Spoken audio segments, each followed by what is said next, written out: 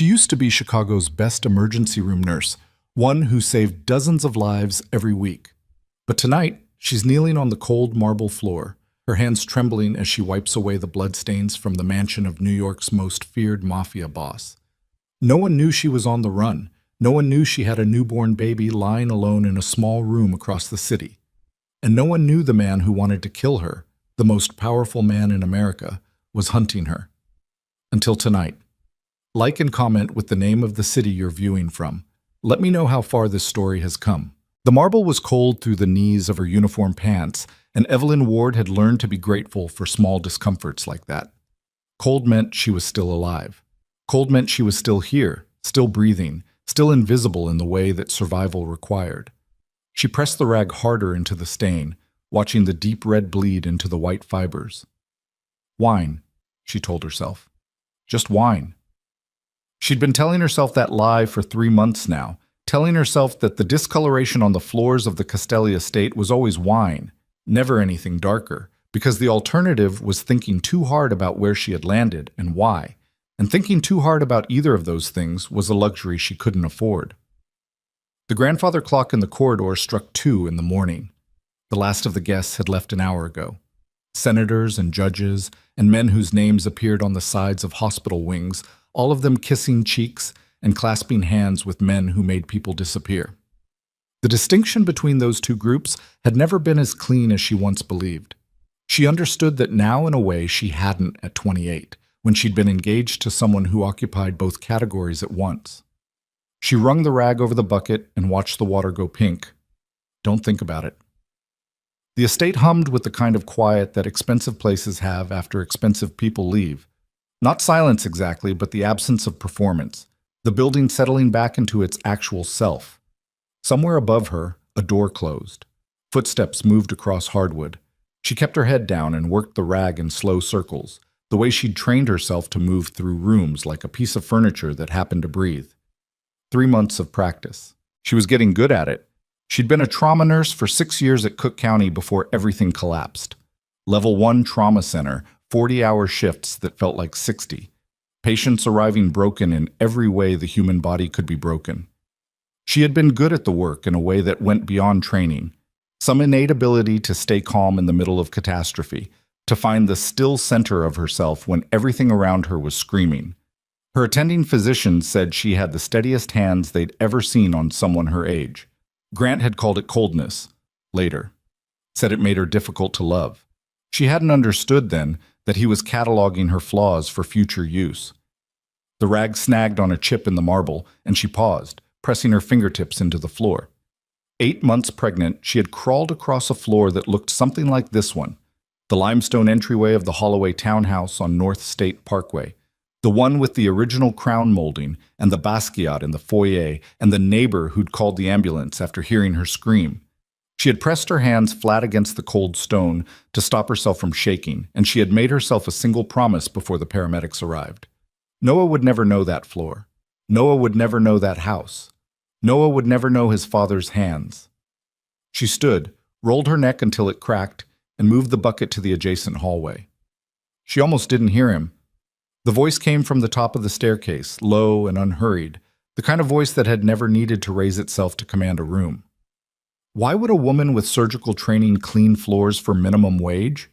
Evelyn went still. She didn't look up immediately. That was instinct by now.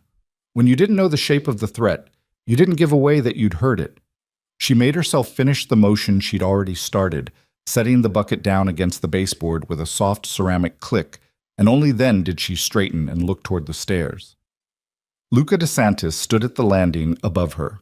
She'd seen him before, the way the staff always saw him, in peripheral glimpses, the back of a dark suit moving through a doorway, a profile backlit by the study window, a pair of hands folded over a dinner table at the far end of a room she was paid not to linger in. The pictures in the newspapers never quite captured what he actually looked like. The photographers always caught the severity, the hard jaw, the controlled stillness of his expression, but they missed the thing underneath it, the quality that made experienced men take a half step backward when he entered a space without being able to explain why they'd done it. He was 36 years old, and he looked like someone who had never been surprised by anything. Not once, not in his entire life. He was still wearing the jacket from the evening.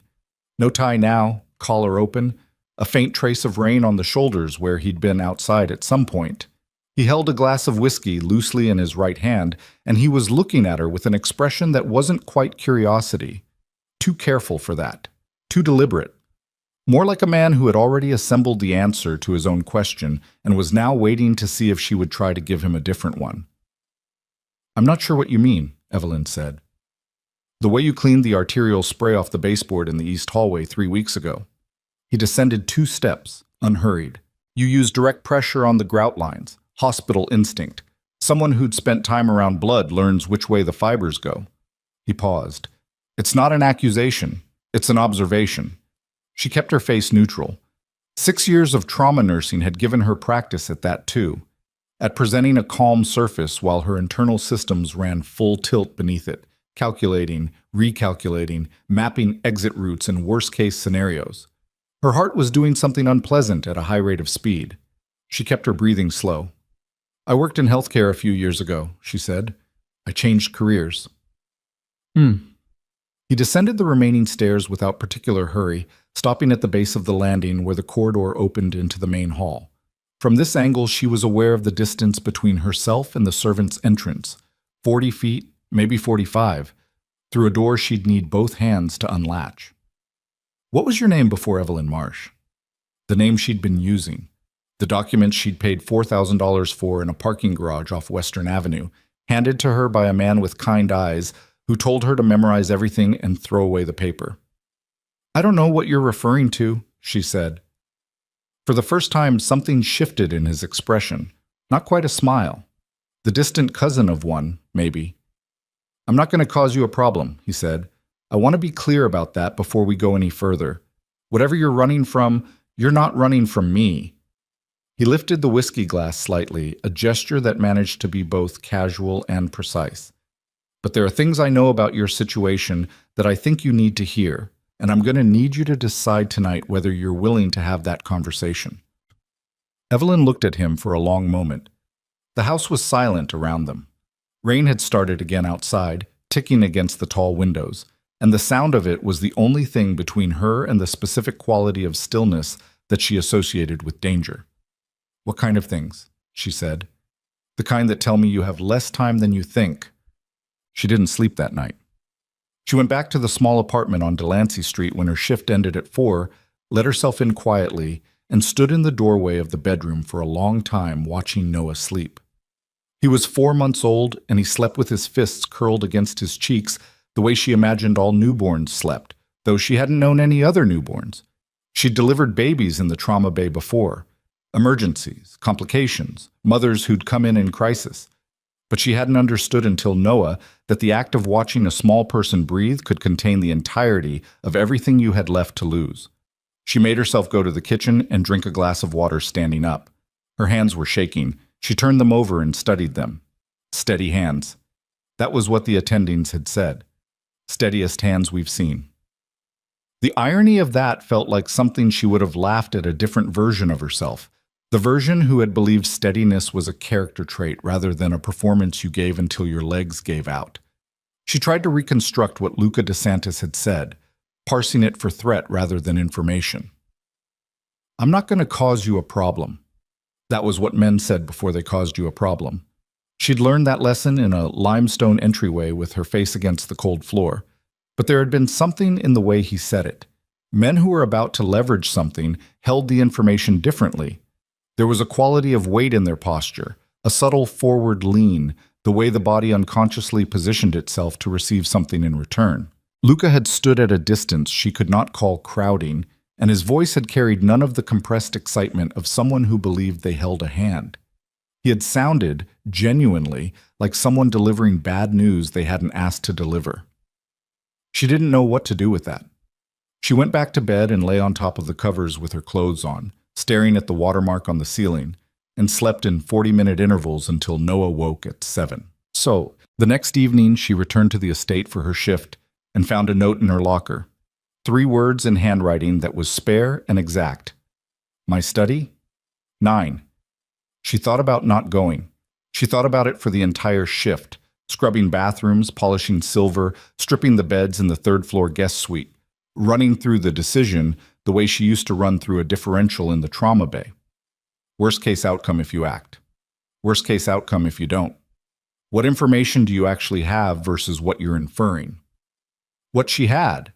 A man who knew she wasn't who she said she was, who had been specific enough about the arterial spray and the grout lines that she understood the extent of his surveillance, who had access to investigative resources she couldn't begin to quantify, and who had, deliberately and without apparent agenda, declined to use any of that information as leverage. What she was inferring, that whatever he knew about Grant Holloway had arrived at the same conclusion she had spent 18 months trying to reach, that she was running out of runway. She went to the study at 9. Top. The room was dark except for the lamp on the desk and the city's glow pushing against the windows. Floor-to-ceiling bookshelves, dark wood, the faint smell of leather, and something older underneath it. Not tobacco, not damp, but the specific smell of a room that had witnessed serious conversations over many decades. A drinks cabinet against the far wall. A desk that was large and clear of clutter in the way that power desks always were, communicating that the work happened elsewhere. Luca was sitting in a chair to one side of the desk rather than behind it, which surprised her in a way she couldn't immediately explain. He was wearing different clothes than the night before. No suit jacket, dark shirt, sleeves pushed to the elbow. He looked like someone who had been sitting in that chair for a while, doing something difficult. He didn't stand when she came in. He gestured to the chair across from him. She sat, did not lean back, kept her weight forward, her feet flat on the floor. "How did you find me?" she said. First question, best question. "You interviewed here under a name that didn't exist 6 months ago," he said. "My head of household does background checks. The documents were good enough to pass the surface check, but I run a different kind of operation." He paused. "I had a name by the second week." "My real name." "Your real name." She held that for a moment. "And you didn't do anything with it." "I wanted to understand the situation before I did anything with it." He leaned forward, forearms on his knees, and looked at her directly. "Evelyn Ward, Cook County Hospital, engaged 18 months ago to Grant Holloway, heir to the Holloway Political Foundation. Disappeared at 8 months pregnant following a domestic incident that was reported to the CPD as a fall. The case was closed within 48 hours. He said it flatly, without inflection, the way you would recite facts you found sufficiently damning to not require editorializing. Grant Holloway reported you as a missing person 11 months ago. The investigation was conducted by the same detective who handled the original domestic incident report. "Commissioner Faraday," she said. "Faraday played golf with Grant's father for 23 years. He sat back. "I know." She had known most of what he was saying. She had assembled the same picture from different angles in a different city with fewer resources.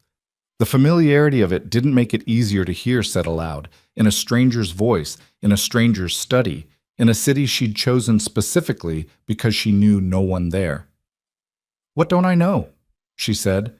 Something moved in his expression. "Grant is in New York," he said. "He's been here for 2 weeks. He hired a private investigator who was getting close." He paused, and the pause had a quality she recognized, the practiced hesitation of someone who was about to say something they knew would land badly. "The investigator is no longer working the case." She understood what that meant.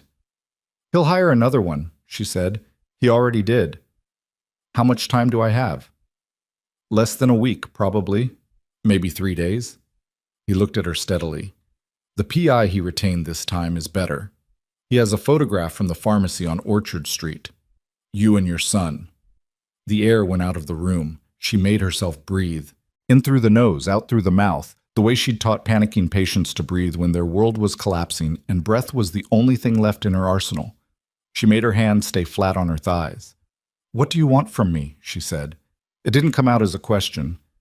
"Nothing you're thinking," he said. "I'm going to offer you something, and I want you to listen to the whole thing before you respond." She waited. "Grant Holloway is protected in ways that make conventional options difficult," he said. "His father's political network extends to the federal bench in 3 circuits. The DA's office in Chicago has taken money from the foundation for 12 years. You could go to the police and you know exactly what would happen." She knew. She'd mapped it out in the hospital, lying there with 4 broken ribs and a ruptured spleen and a story the detective had written down in the wrong order. What I'm proposing is protection of a different kind, Luca continued. Visible protection. The kind that makes Grant Holloway understand immediately that attacking you would carry consequences he's not equipped to manage. He looked at her directly. Move into this estate. Bring your son. Allow me to introduce you publicly as my fiancé. She stared at him. I understand how that sounds, he said. You want me to pretend... I want Grant Holloway to believe that any action he takes against you will be answered by me. That's the only language he'll understand. Men who are protected by institutional power respond to exactly one thing, and that thing is a power they can't navigate around. He said it simply. I am that power in this city. She looked at him for a long moment. Outside, the rain was heavier now, hitting the windows in sheets. Why? She said. He seemed to consider whether to answer. Because I know what the Holloway Foundation actually is, he said finally, and I have reasons of my own for wanting it dismantled. It wasn't the complete answer. She could tell. But it was enough of a corner of the complete answer that she could see its shape. She thought about Noah, 4 months old, sleeping with his fists against his cheeks. She thought about 3 days. There are conditions, she said. Tell me. My son is not a prop. He doesn't appear in photographs. He doesn't get used for optics. And if anything in this arrangement puts him at increased risk, it ends. Immediately. Agreed. I want my own room. I want a key to the exterior doors. Already standard. The staff has keys. I want to know if you're planning anything that directly affects my safety or his. She held his gaze. I don't care what else you do. I don't need to know how your operation runs. But if something's coming that I need to prepare for, I want to be told. He held her gaze back. She had the impression that people didn't often give him a list of conditions, and that his response to it was something other than irritation. That's reasonable, he said. One more thing. She paused. You said you know what the Holloway Foundation actually is, the trafficking connections, the shell organizations overseas. She kept her voice level. I have documentation, copied files. I took them before I left. Something shifted in the quality of his attention, and she understood in that moment exactly what quality of man she was sitting across from. Not because of the stillness that settled over him, but because of the careful, deliberate way he held himself back from reacting. Where? He said. Somewhere safe. She stood. If the arrangement works, we discuss it. If it doesn't, it stays where it is. She left the study before he could respond, walked back through the dark corridor to the servants' entrance, and stood outside in the rain for 2 full minutes, letting the cold water run down the back of her neck. Her hands were perfectly still. She hated that about herself, sometimes. She moved in 3 days later. The room they gave her was on the 2nd floor, northeast corner, with 2 windows overlooking the garden and a connecting door to the smaller room that became Noah's. There were new locks on both doors. She noticed them before she noticed anything else, which told her something about the past 18 months of her life that she already knew but didn't like to enumerate. She had 2 bags and a portable crib and a box of Noah's things, and she stood in the middle of the room holding him against her shoulder, while one of Luca's men carried things up the stairs, and she looked at the city through the window and tried to identify what she was feeling. Not safe. Safety was a story she no longer believed in, but something adjacent to it. The possibility of air, maybe. The possibility of a problem that was shared rather than entirely hers. Noah made a noise against her collar. I know, she said softly. I know. The first public appearance happened 4 days later. A dinner at a restaurant in Midtown that belonged, the head of household told her, to someone who owed Luca a very large favor. Private room, 12 guests, no cameras in the dining area itself. But the arrival and departure would be photographed because in New York, arrivals and departures at certain addresses were always photographed. They gave her a dress she would not have chosen. Deep navy, structured, expensive. And a woman named Petra who materialized in her room at 6 and performed alterations to Evelyn's face that she would not have known how to perform herself.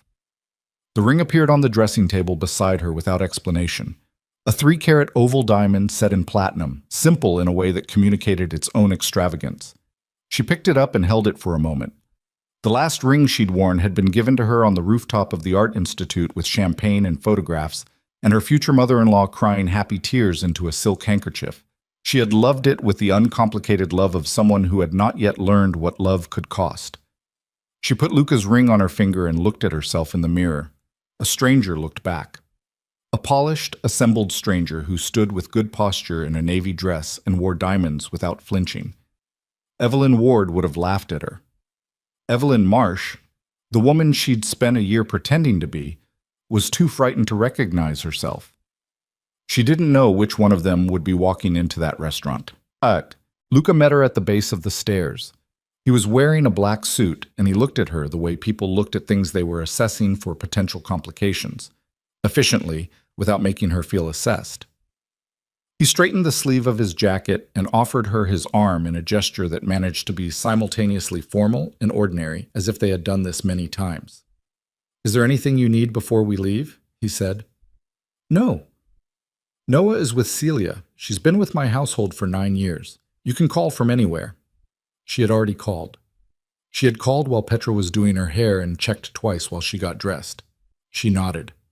"When we're outside," he said, "you don't need to perform anything. You only need to be present. Let me lead the physical blocking. If someone approaches you directly, look at me before you answer." He paused. "If anything feels wrong, anything at all, you touch my arm and we leave." She looked at him. "That's it?" "That's it."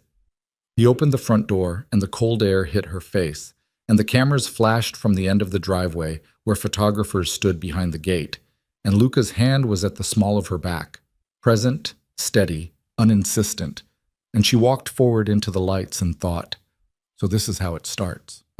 Across town, in a penthouse on the 63rd floor of a building she didn't know existed, Grant Holloway sat across from a man in a gray suit and looked at a photograph on a tablet screen. Evelyn. Clear resolution. Noah in her arms. He set the tablet down on the table between them and was quiet for a moment. "How long has she been with DeSantis?" he said.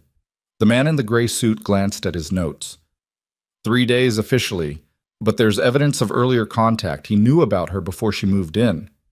Grant was quiet again, turning something over. "She told him," he said finally. The man waited. "She told him about the foundation." Grant's jaw worked. "She must have. Otherwise, why would he touch her? She has nothing. She's nobody. But if she gave him documentation..." He stopped.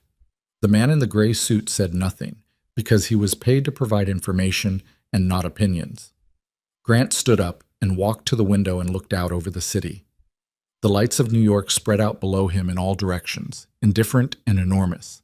He had spent 11 months telling himself she was frightened and alone, that she would run out of resources and come back or be found and brought back and the problem would resolve itself.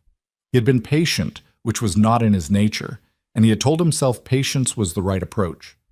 He understood now that he'd been wrong. She hadn't been running. She had been building. "I want to meet with DeSantis," he said. The man in the gray suit looked up. "That's not..." "I didn't ask for your assessment." Grant turned from the window. His face had rearranged itself into something flatter and harder, the face that appeared behind closed doors and never in photographs. "Set it up, and find me everything you have on the DeSantis operation. Every pressure point, every exposure, every person he trusts." He picked up the tablet again, looked at the photograph one more time. If she thinks hiding behind a monster is going to protect her, she needs to understand something. He set the tablet face down on the table. "I'm the reason monsters exist." The photograph ran in 3 papers by morning. Not front page, below the fold in the society column, the kind of placement that looked accidental and wasn't. A single frame. Luca DeSantis exiting a black car outside Vittorio's on 54th, his hand at the back of a woman in a dark navy dress who was not looking at the camera. The woman's face was angled just enough toward the light to be identifiable to someone who knew her. The caption read, "DeSantis seen with unidentified companion at private dinner Thursday. Sources close to the family confirm engagement rumors." Evelyn found it on her phone at 6:15 in the morning, before Noah woke, sitting in the window seat of her room with the radiator ticking beside her and the city's gray early light pressing against the glass. She read the caption twice. She looked at the photograph. At herself, technically, though the woman in the frame had a posture she didn't recognize, a certain set to her shoulders that read as belonging somewhere. And then she set the phone face down on the cushion and breathed. One day at a time. That was the only math that worked. She could hear Noah beginning to stir in the next room, the specific quality of pre-cry sounds he made before he committed to actually crying. A series of small protests and adjustments. She went to him and lifted him out of the portable crib and held him against her chest while he decided whether the morning was acceptable. And she stood by the window in the gray light and looked out over the garden, and did not think about the photograph in 3 newspapers and the man 63 floors above the city who had seen them. She thought about the documentation instead. The files she had copied from Grant's study 8 days before she left Chicago, 14 months ago now, though it felt like a different lifetime measured in different units. Flash drive, encrypted, sitting inside a fake electrical outlet she'd installed herself in the apartment on Delancey Street. The apartment she'd vacated 3 days ago. The apartment that was now sitting empty with a new tenant moving in on the 1st. She had not retrieved the drive before she moved. That had been a miscalculation, and she knew it. She brought it up with Luca at 8 in the kitchen, which was the only room in the estate where the formality dropped to something approximating normal. The housekeeper, Mrs. Caruso, had learned within 24 hours of Evelyn's arrival that Noah required a specific temperature for his formula and had adjusted her morning routine accordingly without comment, and Evelyn had decided on the basis of that single adjustment that Mrs. Caruso was a person worth being honest with, in the limited ways she could afford honesty. Luca was at the counter with coffee and a newspaper, an actual physical newspaper, which she noted as the kind of detail that told you something about a person, and he looked up when she came in. "There's a problem," she said. He folded the paper. "Tell me." "I left something at the apartment, something important." She shifted Noah on her hip. "I need to go back today." He was quiet for a moment. "The documentation." It didn't surprise her that he'd worked it out. "I didn't have time to get it before the move.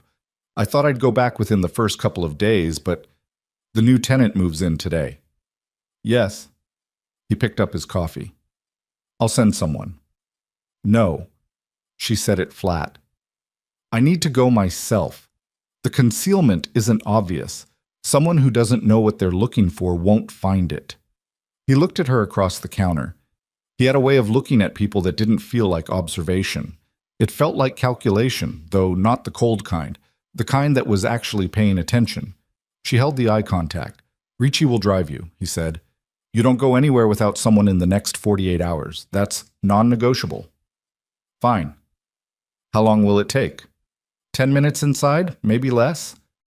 He nodded once and looked back at his coffee, and she understood that the conversation was over and that she had gotten what she needed, and she stood there for a moment longer than she needed to, adjusting Noah in her arms, and tried to identify the feeling that came with winning a small argument against a man who could have ended the argument differently. She didn't have a name for it. The apartment on Delancey looked smaller than she remembered it, the way places always look smaller when you had already emotionally vacated them. The new tenant's boxes were stacked in the hallway outside the door, which meant she had a window of maybe an hour before the super showed up with the handover keys. Ricci waited in the car downstairs without being asked. She'd told him she needed 5 minutes, and he'd looked at the building and the block and made his own assessment and said, "I'll be here," which was what she would have said. She moved quickly through the apartment. Checked the closet out of habit, the bathroom, the strip of baseboard she'd used to store cash. The cash was already gone. She'd taken it in stages over the preceding weeks, a habit of gradual withdrawal she'd developed after Chicago. You didn't leave anything in one place that you couldn't afford to lose. The outlet was in the bedroom behind the nightstand. She pulled the nightstand out, found the plate, found the recessed cavity, found the drive. She held it in her palm for a second. 14 months of carrying this thing as an abstraction. The idea of it, the knowledge that it existed, the way you held a life insurance policy in your head without actually looking at the document. She had looked at the contents once, the night she copied them, sitting in the car outside the Holloway townhouse in the dark, while Grant slept 3 floors above her. She had scrolled through transfer records, shell company registrations, correspondence between Holloway Foundation officers and overseas entities whose names she'd later identified as trafficking front organizations. She had looked until she felt sick, and then she had encrypted the drive and told herself it was insurance. Insurance against what? She hadn't let herself finish the thought. She put it in her pocket and pushed the nightstand back. She was in the car with Ricci 2 minutes later, and it wasn't until they were 3 blocks from the estate that she let herself exhale completely. She did not notice the black sedan that had been parked half a block down from her building since 7 that morning. She did not notice it pull out when Ricci pulled out, or maintain exactly the right distance through 4 turns, or stop 1 block short of the estate gate and sit there for 11 minutes before moving on. The dinner invitation arrived that afternoon. Formal, stationery, delivered by hand, addressed to Mr. Luca DeSantis and guest. The Astoria Crown Hotel Charity Foundation Annual Gala, black tie, the following Friday. Evelyn watched Luca hold the envelope for a moment before setting it on his desk, and she understood from the quality of his stillness that the invitation was not a social occasion. "Holloway?" she said. "His father-in-law sits on the foundation board." Luca set the envelope down. "It's a stage. He wants to see you in person. He wants to take your measure when you can't run. You're going to accept." "Yes." She stood in the doorway of the study and looked at him. He was at the desk now, turned slightly away from her, and the afternoon light from the window cut across the desk's surface and made the room look like a different century. "You could have told me instead of letting me figure it out from your face," she said. Something shifted at the corner of his mouth, not quite in acknowledgement. "I'm still assessing how much advance warning is useful to you," he said. "Some people function better without it. I function better with information. I'm learning that." He looked at her directly now. "The gala will be covered. There will be photographers outside and press inside. It will be the first significant public appearance, and it will tell Grant Holloway everything he needs to know about what he's dealing with." He paused. "I need you to understand what that means. It means I have to be convincing. It means you have to be present, completely present, not managing your own fear on the side." He said it without gentleness, but not without consideration. "If he sees you performing, he'll understand the arrangement is performance. And if he understands that, I know what he'll do." She said it sharply. "You don't need to finish that." He didn't. She left the study and went upstairs and stood in the bathroom with the door closed and the tap running and both hands on the edge of the sink, looking at herself in the mirror the way she sometimes had to, forcing herself to hold the eye contact, making herself stay there until she could see something behind her own eyes that wasn't just fear running system checks. She thought about Grant's hands on her arms, the specific architecture of that kind of grip. Not passion, not even anger, just utility. The grip of someone who understood that your body was an object he had the right to reposition. She had learned to catalog physical contact by its grammar. What the hand said, what the pressure communicated, what came next. Luca's hand at her back outside the restaurant had said something entirely different. She turned the tap off. That was a dangerous thing to notice, and she filed it somewhere she didn't intend to return to. Petra came on Wednesday to fit the dress for Friday. It was deep silver. Someone had made that choice deliberately, she suspected, the way choices in Luca's world were generally made, structured at the shoulder and fluid from the waist, the kind of dress that read as armor until it moved. Evelyn stood on the low-fitting platform in her room while Petra worked pins in silence, and she held herself still with the specific stillness of someone whose body had learned stillness as a survival mechanism. "You've done this before," Petra said. Not a question. "Stood still while someone pinned fabric? Worn a version of yourself that wasn't the real one?" Petra's voice was neutral. She pulled a pin from between her teeth and worked it into the side seam. "It shows a particular way. Most people fidget." Evelyn said nothing. "The ring sits correctly," Petra said, glancing at her left hand. "You wear it like it belongs there." "I was engaged once." Petra nodded as if this confirmed something. "The first one always teaches you how." She left the room at 5 without elaborating, and Evelyn stood in the silver dress and looked at herself in the long mirror and thought that Petra was either perceptive or she had worked for Luca long enough that she understood the specific grammar of women who arrived in his house carrying damage they hadn't asked for. Probably both. Thursday brought rain and a complication she hadn't anticipated. His name was Marco Vasile, and he was Luca's head of operations, and he had been watching Evelyn with a quality of attention she identified immediately as threat assessment, not the sexual appraisal she was used to navigating, something colder, more procedural, the way a border agent looked at a passport photo versus the face in front of them, searching for discrepancy. He found her in the first-floor corridor at 2 in the afternoon, which she did not believe was accidental. Ms. Marsh, he said, using the name he'd been given, which meant either he didn't know her real one or he was choosing not to use it for reasons of his own. Mr. Vasile. He was 40, compact, with a face that was not unkind and eyes that were not warm.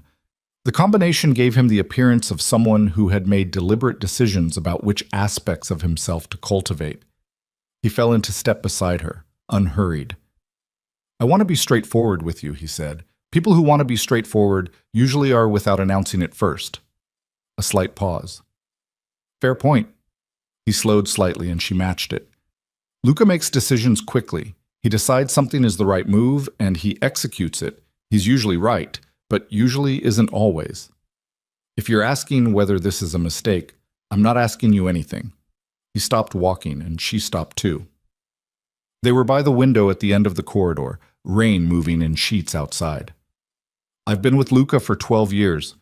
I've watched him make 3 decisions out of something other than strategy. 2 of them cost him." He looked at her directly. "I want to know if you understand what you're putting him in the middle of." She looked at him back. "He put himself in the middle of it." "He did, and that's what concerns me." He let that sit for a moment. The Holloway family doesn't fight clean. They fight institutional. They'll look for exposure in his operation, regulation, federal investigation, leverage through political allies.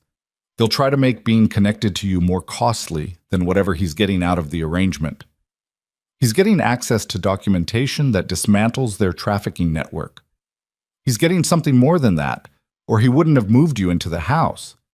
He said it without accusation, just precision. "I've known him a long time. I know the difference." She kept her expression even. "What do you want from this conversation?" "I want you to be worth it," he said simply. "I want whatever you're carrying, so the documentation, the exposure, whatever it is, I want it to be enough that when this gets ugly, and it will get ugly, he's holding something that justifies the cost." He paused. "Is it?" She thought about the drive in the inside pocket of her bag upstairs, the 14 months of carrying it, the night she'd sat in the dark car and scrolled through transfer records and felt her world reconfigure itself around the knowledge of what Grant's family actually was. "Yes," she said. Vasily studied her for another moment. Then he nodded, once, the kind of nod that wasn't agreement but was acknowledgement, and he walked back down the corridor and left her by the rain-streaked window. She stood there for a while after he was gone. She had liked him, despite everything. Or maybe because of it. She told Luca about the conversation that evening. He was in the study again. She had the impression he spent most of his evenings in the study, that it was his natural habitat the way a trauma bay had once been hers, and he listened without interrupting, his expression unreadable. When she finished, he was quiet. "He shouldn't have approached you directly," he said. He was honest. He was concerned. Something moved in his jaw. "Marco's been concerned about me making personal decisions since I was 28 years old. It doesn't mean he's wrong to have the concern, but it's not his call." He said this is more than strategy for you. The silence that followed had a different quality from his other silences. She had, over the past week, become something of a student of his silences. The way some people who spend enough time in hospital environments learn to read vital signs on a monitor without consciously thinking about it, pattern recognition below the level of intention. This one was careful in a way that told her he was deciding something. "Marco is sometimes correct," he said. "Does that change anything for you?" She looked at him across the desk. The lamp threw a warm circle that didn't reach the corners of the room, rain on the windows. The city's lights blurred and distant. "I need to know if it compromises your judgment," she said. No. Can I trust that? You can trust that I know the cost of compromised judgment. He held her gaze. I've paid it before. I know what it looks like, and I know how to avoid it. He paused. What I'm doing is strategic. The fact that it's also something else doesn't change that. She accepted that. Not because she believed it completely, but because she believed he believed it, and because she understood in the specific way that people who have survived a certain kind of experience understand things, that there was a category of truth that was only partially accessible from the inside. She went to bed at 11 and lay in the dark, listening to Noah breathe through the monitor, and thought about Friday. The night of the gala came cold and cloudless, the city sharp-edged under a sky that had finally cleared after 4 days of rain. Evelyn stood at the window of her room in the silver dress and watched the cars moving on the street below, and felt the particular alertness that came before a thing you had been dreading. Not quite fear, closer to the preoperative stillness she used to enter before a major procedure, the body gathering itself, clearing the desk. Luca knocked at 7:15. She opened the door. He looked at her for a moment without saying anything, and she had learned enough about his economy of expression by now to understand that the moment meant something, though she did not examine it too closely. "Ready?" he said. "No," she said. "Let's go anyway." Something that was almost a smile. They went. The Astoria Crown Hotel lobby was white marble and engineered light, and 50 years of New York money arranged decoratively around a function room designed to make you feel like power was normal, like being surrounded by it was unremarkable. The Charity Foundation's banner stretched across the mezzanine. Photographers were held back behind a rope line at the entrance, camera flashes firing in bursts as each car arrived. They walked in together, Luca's hand at her back, and the flashes went continuous. She saw him before he saw her. Grant Holloway was standing near the far end of the receiving area with a drink in his hand and the specific posture of someone who had been watching the entrance for a while. He was in black tie, and he looked exactly the way he always looked in formal settings, polished to a point just short of aggressive, handsome in the particular way of men who had always been told they were, which made them handsome in the way of something expected rather than discovered. He had a woman beside him she didn't recognize. His eyes moved across the entrance crowd, and then they found her and stopped. Something happened in his face. It wasn't exactly shock. He'd known she would be here. He'd planned this encounter. But the photograph in the newspaper and the reality of her standing 20 meters away from him in a silver dress on the arm of Luca DeSantis were apparently different scales of the same fact, and his body processed the difference before his expression could catch up with it. She watched his jaw tighten. Luca felt the change in her. She knew he did because his hand shifted slightly at her back, a minimal adjustment of pressure that communicated awareness without drawing attention, and he turned his head a fraction and said very quietly, "Don't look away." She didn't. She held Grant's gaze across the marble room until he was the one who looked away, and she told herself the thing pounding in her chest was adrenaline and nothing else. They did not encounter each other directly for the first 90 minutes. It was choreography, she understood. A room full of powerful people who understood choreography, all of them moving in patterns that looked social and were actually positional. Luca worked the room with the efficiency of someone who disliked the work but understood its necessity, and she moved with him, speaking when spoken to, performing the version of herself that wore this dress and this ring in this room, and she was good at it, which disturbed her in a way she didn't dwell on. She saw Marco Vasile near the bar, not drinking, watching. She caught his eye once. He didn't nod or acknowledge her, just watched. At 10:15, Luca stepped away to speak with a man near the windows. Someone political, from the body language, the careful spacing of their conversation.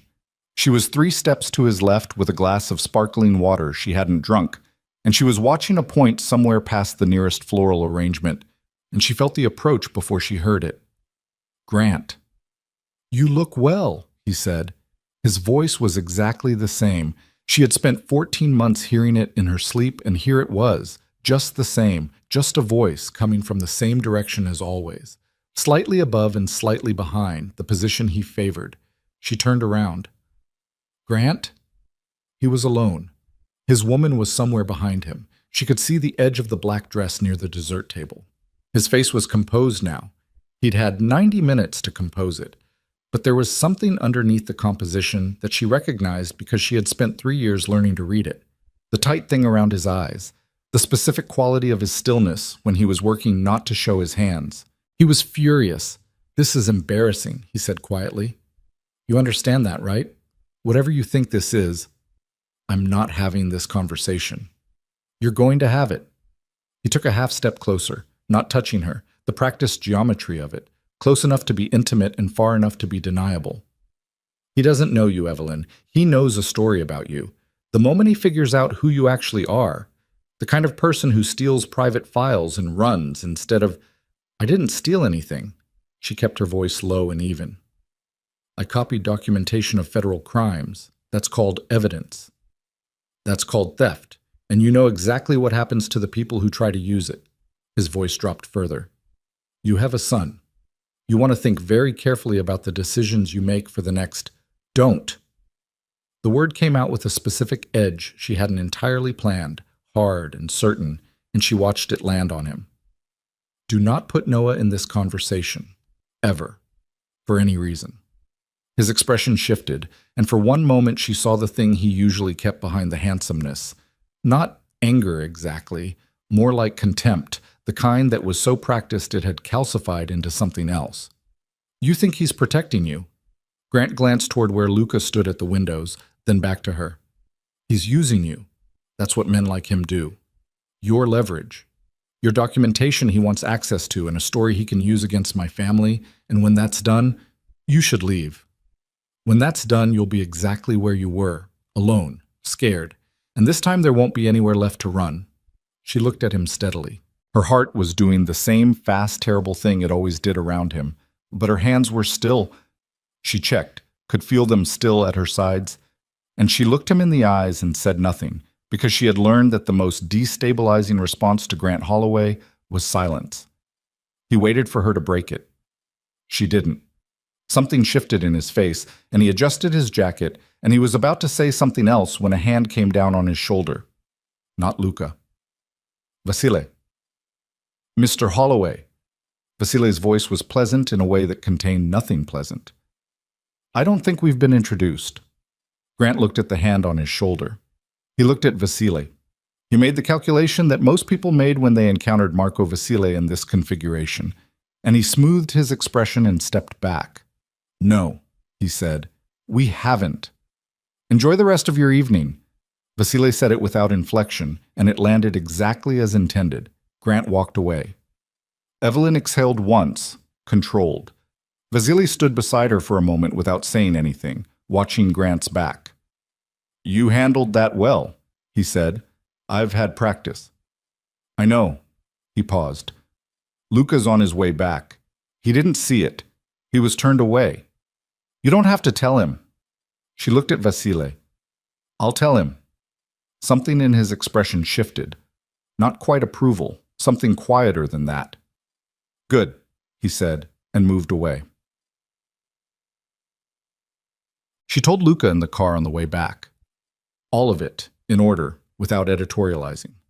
She watched his face in the intermittent light of passing street lamps while she spoke.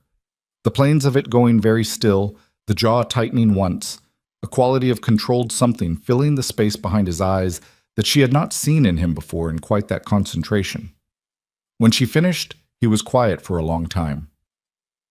"He threatened Noah directly," he said. "Implied. He didn't say his name. He said, 'Your son.'" "Yes." Another silence. The car moved through the city. She watched his hands on his thigh. Not a gesture, just where they rested, still and deliberate. "I need to know something," he said. "Ask." "The documentation, the drive." He looked at her. "Is it enough?" "On its own, independent of anything I can add to it, is it enough to end them?" She thought about the files, the transfer records, the names and numbers and dates, the correspondence that tied Foundation officers to organizations that moved people across borders in shipping containers. "It's enough for federal indictment," she said. "It's enough for complete institutional destruction. But it would need to be delivered to the right people, and the right people would need protection to act on it, Because the Holloway network extends into the judiciary. Luca nodded slowly. He was somewhere she couldn't quite follow. Some internal place where he was running his own calculations, mapping something she didn't have the coordinates for. After Friday, he said, almost to himself. What happens after Friday? He looked at her. Grant Holloway came to this city to take something back, he said. Tonight he looked at you in a room full of people who matter in this city, and he understood for the first time that he can't. He paused. That's going to make him do something reckless. People like him always do something reckless when they realize the conventional routes are closed. His voice was quiet and entirely certain. I need him to do it on my timeline and in a place I control. She looked at him for a long moment. You're setting a trap, she said. I'm letting him walk into one. He turned back to the window. There's a difference. The car turned onto the block approaching the estate. The gates were lit. Two men she'd learned were always there were at their positions, and the sight of the building, solid, lit, its windows warm, produced something in her chest that she was careful not to examine too closely. Evelyn? She turned. His face was unreadable in the half-dark of the car, but there was something in the way he said her name, the real one, the one he'd known before she'd told him, that landed differently from the way everything else did. I want you to understand something, he said. What Holloway said tonight, about what I am and what I want from this arrangement. He held her gaze. He was right that I'm not a simple man. He was wrong about everything else. She didn't answer. She didn't trust what she might answer. The car stopped. The door opened. She stepped out into the cold air of the estate and heard Luca behind her and walked toward the lit front entrance and told herself she needed to sleep. She needed to think clearly. She needed to not stand in darkened cars having conversations that moved the furniture around inside her chest. She was halfway to the door when her phone buzzed. She stopped. Unknown number. A text message, 3 words and an address. Check your apartment. She stood in the cold and read it twice. The apartment on Delancey was empty, had been empty for 4 days. There was nothing left there. She'd checked everything, she'd taken everything that mattered, she'd stood in the middle of each room and done a full account. Except. She had checked for what she knew to look for, not for what someone else might have left behind. Luca had come up beside her. He read the message over her shoulder without asking permission, and she felt the quality of his stillness change, become something denser, more purposeful, the way air changed before weather. Don't go, he said. It could be... It's Holloway. His voice was flat. It's a message, or it's a trap. Either way, it's him. Her hand tightened around the phone. Her mind went to the apartment, the layout, the closet, the outlet behind the nightstand. She had the drive. She had taken the drive. There was nothing there he could use.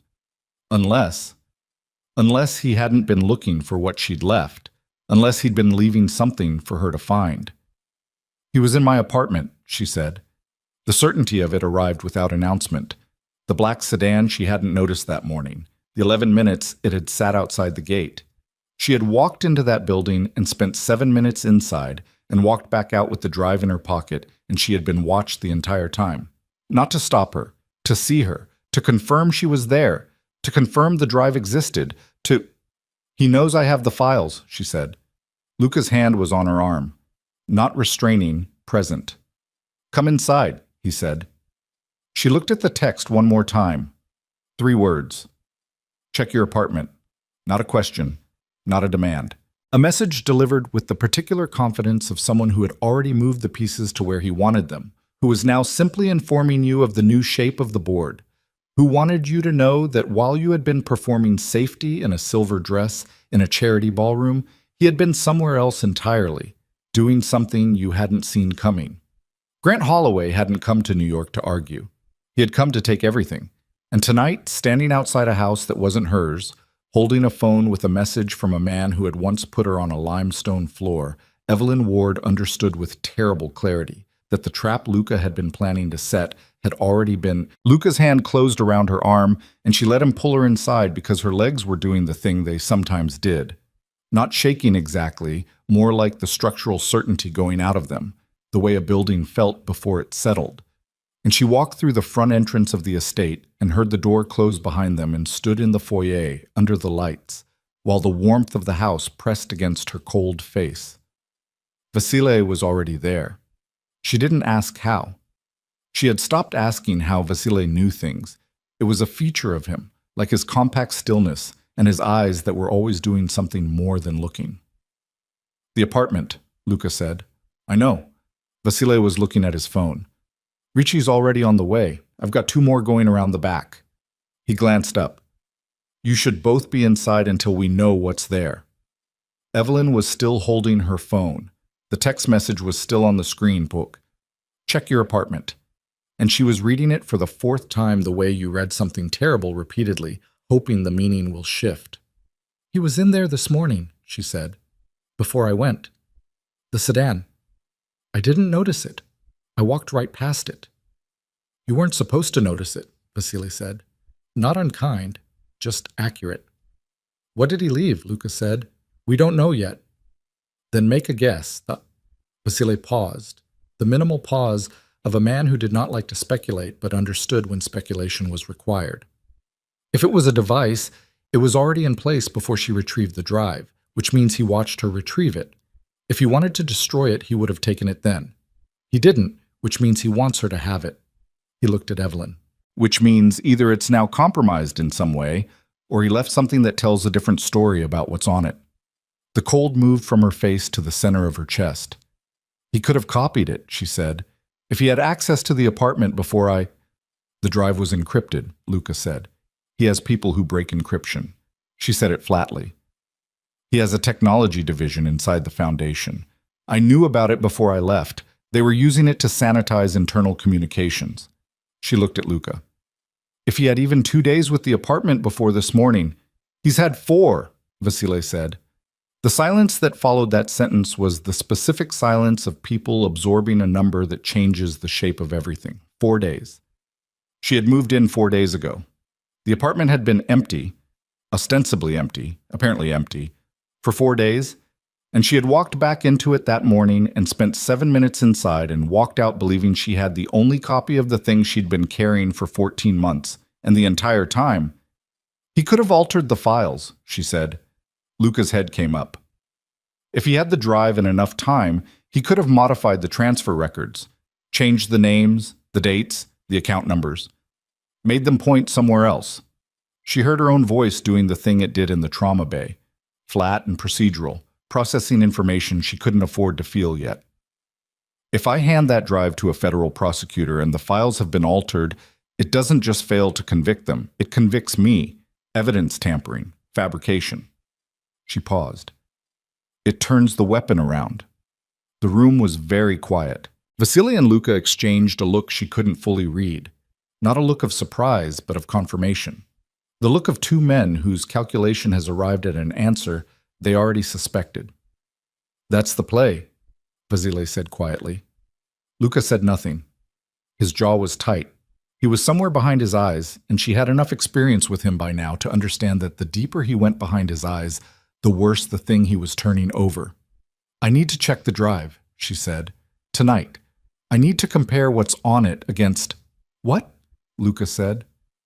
"I sent copies." She said it before she'd decided to. "Before I left Chicago. Not the full files, fragments, account numbers, correspondence headers, things that would only matter if you knew what they corresponded to. I sent them to an address that isn't connected to me." She paused. "I can cross-reference. If the drive's been altered, the discrepancies will show." Luca looked at her for a long moment. "You've been planning for this," he said. "I've been planning for everything," she said. "For 14 months. That's what you do when you're running." Ricci called from the apartment at 11:40. Evelyn was in the study with Luca and Vasile, the drive plugged into a laptop that belonged to a man Vasile had called and who had arrived within 20 minutes carrying a case that was not the case of a man who worked in EAT professionally. He was young and thin and did not make eye contact with anyone and worked with the focused speed of someone who billed by the problem rather than the hour. Vasile took the call in the corridor. He came back after 2 minutes. "Microcamera," he said. "Behind the smoke detector in the bedroom, already transmitting, He paused. It's been active since Tuesday at minimum, probably longer. The information landed in the room without drama, which made it worse. Tuesday. She had gone back to the apartment on Thursday morning. 2 days of footage before she'd even entered the building.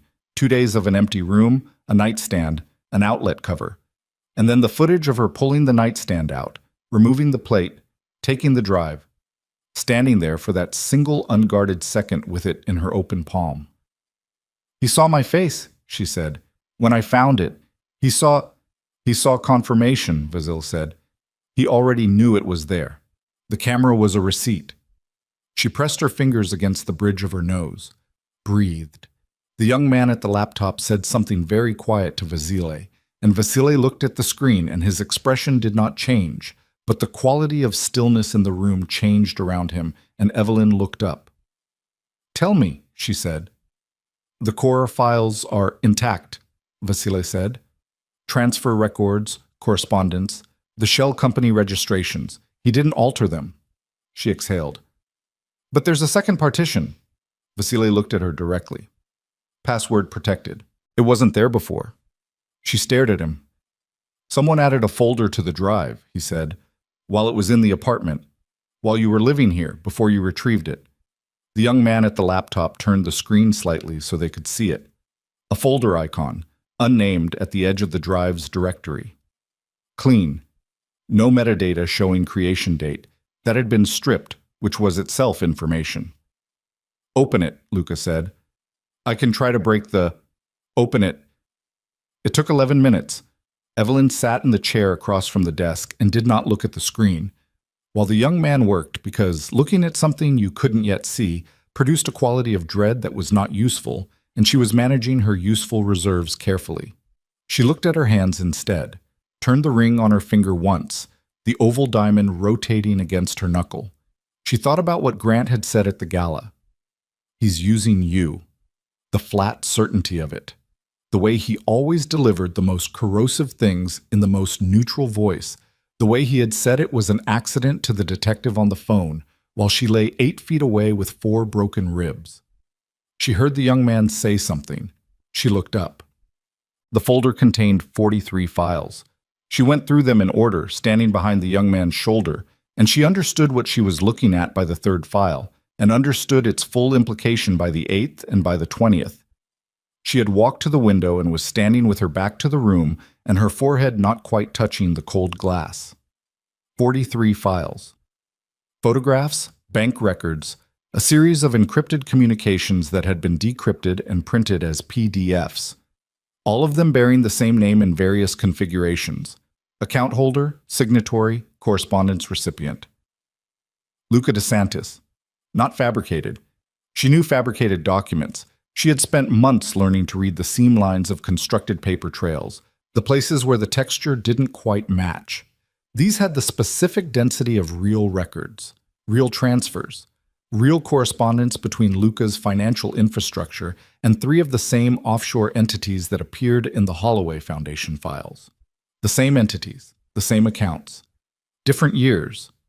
The transfers predated the Holloway Foundation's involvement by 4 years, which meant one of 2 things, and both of them were devastating, and she stood at the window and made herself breathe through the specific terrible clarity of a differential that had only bad outcomes.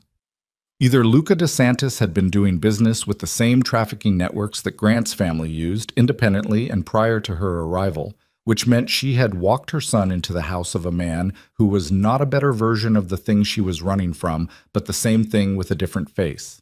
Or the files were constructed, sophisticated, near perfect, but constructed, which meant Grant Holloway had prepared this contingency before she'd even arrived in New York, had spent time and serious resources building a parallel narrative that could be activated the moment she tried to use the original documentation, turning everything she had into a liability the moment she handed it to anyone. She heard Luca's voice behind her. Evelyn? She didn't turn around. Tell me what you're thinking, he said. I'm thinking about the differential. Her voice came out steadier than she expected. 2 possible explanations. One of them ends the same way Chicago ended. The other one is a trap so well constructed I can't tell it from the truth without information I don't currently have. A pause. Turn around. She turned around. His face was doing something she had not seen it do before. Not anger, not the controlled something she'd watched fill his eyes when she told him about Grant's hands at the gala. Something more exposed. A quality of being looked at that he had not chosen, was not managing, that was simply happening to him in real time. "Ask me," he said. "Are these real?" "No." "How do I know that?" He held her gaze. "You don't. Not tonight." He said it without deflection, without the qualified non-answer she had been bracing for, and the directness of it was so clean it temporarily dislodged something in the careful machinery she was running. "Tonight, you only have my word. Your word. And the fact that if I wanted to traffic people, I wouldn't need to partner with the Holloway Foundation to do it." He said it with a flatness that was not callousness.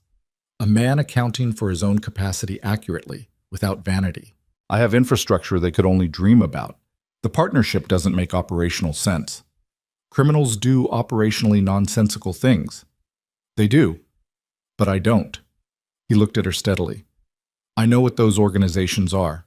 I know what they move. There are things I do and there are things I don't do, and that category of thing is something I have never and will never. Then who made these files?" He paused, and in the pause she watched him arrive at something. She watched it land on him with the specific weight of information that rearranged existing knowledge. Not new information exactly, but existing information arriving in a new configuration, the pieces falling into an alignment that had been blocked before. She watched his expression go from the exposed quality back to stillness, but a different stillness from his usual one, colder, more inward. He turned to Vasily. "Get me Coretti's financials," he said. "Tonight." Vasily's expression did not change, but something shifted in his eyes. "Luca." "Now." Vasily looked at him for 2 seconds, the look of a man who had been beside someone long enough to know when not to push back, and left the room. Evelyn looked at Luca. "Who is Coretti?" He picked up his glass, found it empty, set it back down. "Daniel Coretti," he said. "My head of financial operations. 12 years with the organization. He manages every external account I have, every shell structure, every clean fund." He was looking at the middle distance, not at her. "He's the only person with access to the account architecture that would be needed to construct those records convincingly."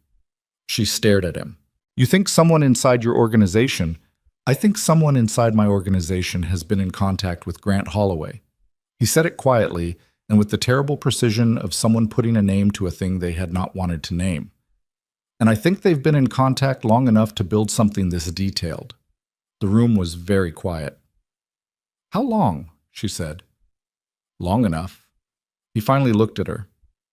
"Which means they knew you were here before the newspapers ran. Which means information about your documentation, about your son, about the apartment." He stopped. She felt the cold move through her again. "The camera," she said. "Ricci found the camera in my old apartment. But this house—" She was already moving toward the door. "Evelyn." She took the stairs 2 at a time and was down the corridor and through the door of Noah's room in 14 seconds, and she was across the room and her hands were on the side of the crib before she'd finished the thought. And Noah was there, warm, breathing, fists curled against his cheeks. And she picked him up and held him so hard he made a small protest sound against her collarbone. She stood there in the dark room with her son pressed against her chest, and her eyes closed and breathed. Luca appeared in the doorway. He said nothing. She could see his silhouette against the corridor light.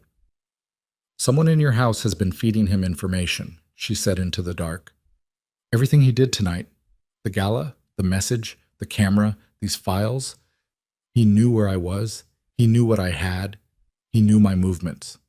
She opened her eyes. "Because someone in here told him." A long silence. "Yes," Luca said.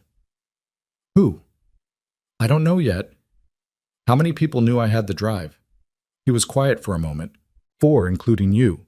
Myself, Vasile, and 1 other. He paused on the last 2 words in a way that told her something. "Not Vasile," she said. "No." "Then who is the 4th person?" He didn't answer immediately, and the delay was its own answer. The specific delay of someone who was being asked to say a name they had not wanted to say, who understood that saying it would make it real in a way that thinking it hadn't. His name is Fabrizio, Luca said. He's been with me for 9 years. He's... A pause. He's the closest thing I have to a brother. She held Noah tighter. You need to find him tonight, she said. I know. Tonight, Luca. Not tomorrow. Not when you've had time to...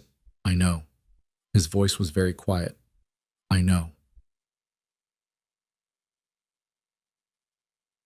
Vasile returned at 12:40 with Coretti's financials on a tablet and a face that had shed its professional neutrality, somewhere between the desk downstairs and the corridor outside Noah's room. He handed the tablet to Luca without speaking. Luca looked at it for a long time. Evelyn sat in the chair in the corner of Noah's room, holding the baby, and watched Luca's face in the corridor light, and watched it do the thing she had not seen it do before and never wanted to see again. The thing that happened when someone who had built a controlled internal world found the place where the control ended. His jaw tightened. Then it released. Then the stillness came back, but it was a different stillness now. The stillness of a decision rather than a disposition. He handed the tablet back to Vasile. Where is he? Luca said. 4th floor, Vasile said. He came in 2 hours ago. He doesn't know we... Keep it that way. Vasile nodded. Luca looked at Evelyn. Stay in this room, he said. Both of you. Lock it from inside. Don't open it for anyone except me or Vasile. She looked at him. What are you going to do? He held her gaze for a moment, and she saw something in his face that was not theatrical, not performed, not the quality of controlled menace she associated with the way he occupied a room. This was simpler than that, and worse in a different way. The face of someone who was about to do something that cost them something real. What I should have done before any of this reached you, he said. He left. She sat in the chair in the dark room for a long time after he was gone, listening to the sounds of the house. Noah fell back asleep against her shoulder. The radiator ticked. Somewhere above her she heard footsteps. Not many, careful, the footsteps of people who were not trying to be quiet in the way of aggression, but in the way of precision, people who knew where they were going and did not want the building to know before they arrived. Then voices. Not the words, just the texture of them. A high corridor, she thought, or a room with good walls. The voices were low, and then they were not, and she heard a single specific sound that she had heard before in a different context in a different city, and that she identified before her conscious mind could redirect her away from identifying it. The sound of a person arriving at the end of something.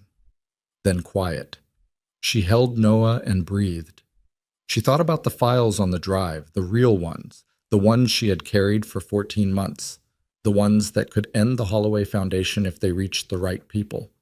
She thought about the false files in the second partition, the constructed records bearing Luca's name, and she thought about the kind of preparation that took, the months of planning, the access required, the specific intimacy of the betrayal.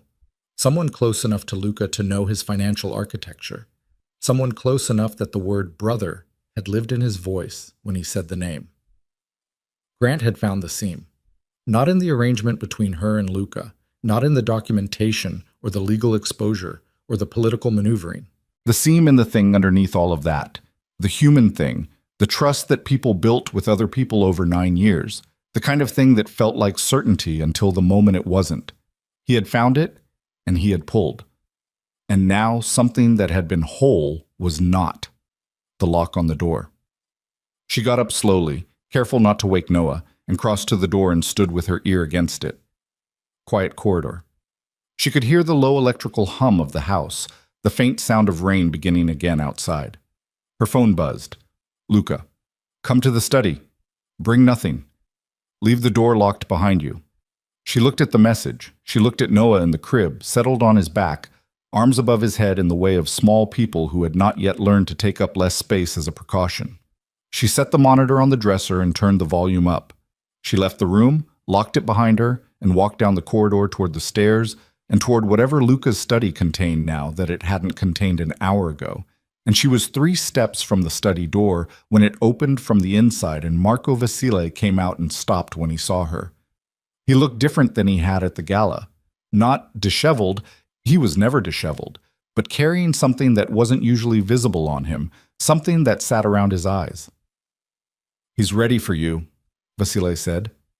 She looked at him. "Is it done?" A pause. "Fabrizio gave us everything," Vasile said. "The full scope of the arrangement. How long it had been running, what Holloway knew, and when." He paused again. "It's been going on longer than tonight, longer than this week." She stared at him. "How long?" 4 months. Vasile held her gaze without flinching. "He reached out to Fabrizio 4 months ago, before you arrived, before any of this." He paused. "He knew you were in New York, and he knew Luca had found you, and he—" He stopped. She understood. "He engineered it," she said. "Grant engineered the arrangement." Vasile didn't answer, which was an answer. "He wanted me here," she said, and heard her own voice go very flat and very certain. "He wanted me inside this house, connected to Luca DeSantis, on record as his fiancée. He wanted the photographs and the newspapers and the public record of the arrangement because—" She stopped. Because then the documentation she carried didn't belong to a frightened woman running from an abusive family. It belonged to a mafia associate. It belonged to someone who could be framed as a co-conspirator. It belonged to someone whose credibility as a witness was permanently destroyed by the company she kept. "If I try to go to federal prosecutors now," she said, "I'm Luca DeSantis' fiancée. I'm on record as being connected to organized crime. Anything I give them gets filtered through that lens." She felt something cold and comprehensive move through her. "The documentation doesn't just fail, it makes me the target." Vasile said nothing. "He didn't come to New York to take me back," she said. "He came to New York to finish what he started in Chicago. He needed me discredited. He needed me here, in this house, in those photographs, before he could—" She stopped because the rest of it was arriving, and it was worse than the parts before it. "The gala," she said, tonight. The confrontation at the gala. He approached me, he threatened me. He did it in front of the cameras and the press and a room full of people who—" She looked at Vasile. He wasn't losing control. He was making a record. The corridor felt very narrow. "He's already filed something," she said, "hasn't he? He's already given something to someone." Vasile's expression told her everything. "Vasile, there's a complaint filed with the Southern District," he said. "As of 9 o'clock tonight, Evelyn Ward, formerly of Chicago, Illinois, named as a material associate of the DeSantis organization. Conspiracy to fabricate evidence in connection with ongoing federal investigations into the Holloway Foundation." He paused. "It went in before the gala ended. He had it prepared. Everything tonight was performance," she said. She stood in the corridor with her back against the wall, and she looked at the ceiling, and she breathed, and she told herself that panic was a physiological event, not a decision, and that she had trained herself to function through physiological events, and that she needed to function right now more than she had ever needed to in a trauma bay. Noah, the drive, the documentation, the complaint in the Southern District, the careful architecture of 14 months of survival, dismantled in a single evening by a man who had been building his countermove the entire time she had been building her escape. She pushed off the wall. "I need to see Luca," she said. Vasile stepped aside. She pushed open the study door. Luca was at the desk. He looked up when she came in, and she saw on his face what Vasile had been carrying. Not grief exactly, but the residue of it, the specific quality of a person who has just done something that cost them someone and is sitting with the— She closed the study door behind her. Luca was at the desk, and he looked like a man who had just walked through something and was still carrying the weight of the other side of it. Not broken. Nothing about him was broken, but compressed, denser than usual. The way metal looked after it had been through serious pressure and come out changed in its molecular structure rather than its shape. He looked up at her. She crossed the room and sat in the chair across from him and put both hands flat on the desk between them. "Tell me what we have left," she said. "Not, I'm sorry, and not what happened to Fabrizio, and not any of the things that lived in the peripheral territory of the moment, because those things were real, and she would carry them. But right now, the only thing that mattered was the shape of the problem, and whether the shape had a solution." He looked at her hands on the desk, then at her face. "The original files are intact," he said. "The real transfer records, the shell company registrations, the correspondence. Holloway's people got access to the drive, but they didn't touch the original partition. They only added the second one, which means either they couldn't crack the encryption on the core files without leaving traces, or they didn't need to," she said, "because they already had the filing in the Southern District. They didn't need to destroy the evidence. They just needed to destroy the person carrying it." "Yes," she breathed through her nose. "What does the complaint actually allege?" He turned the laptop on the desk toward her.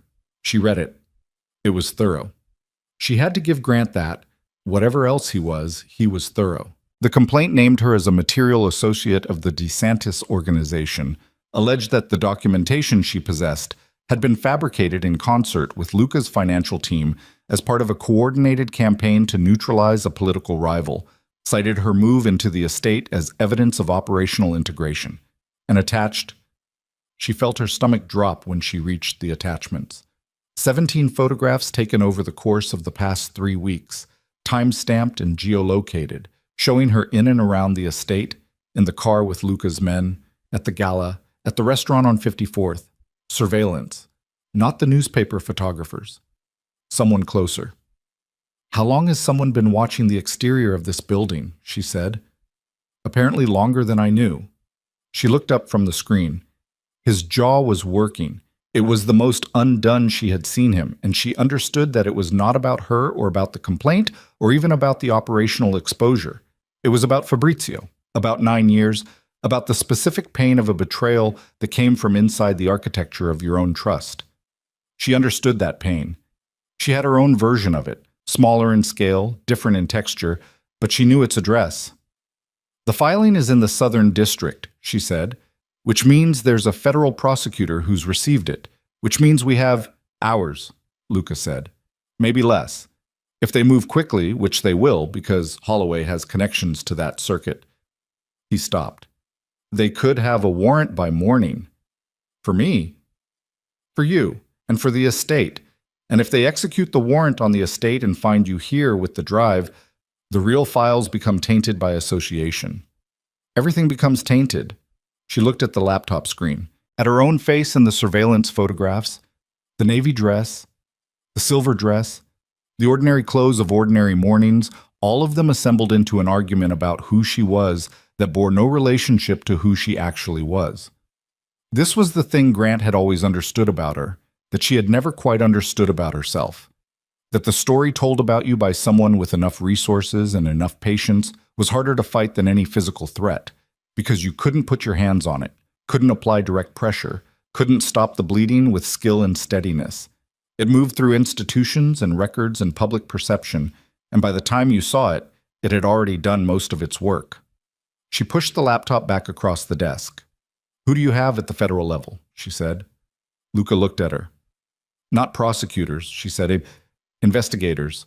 FBI, Treasury, anyone who's been building a case against trafficking networks independently.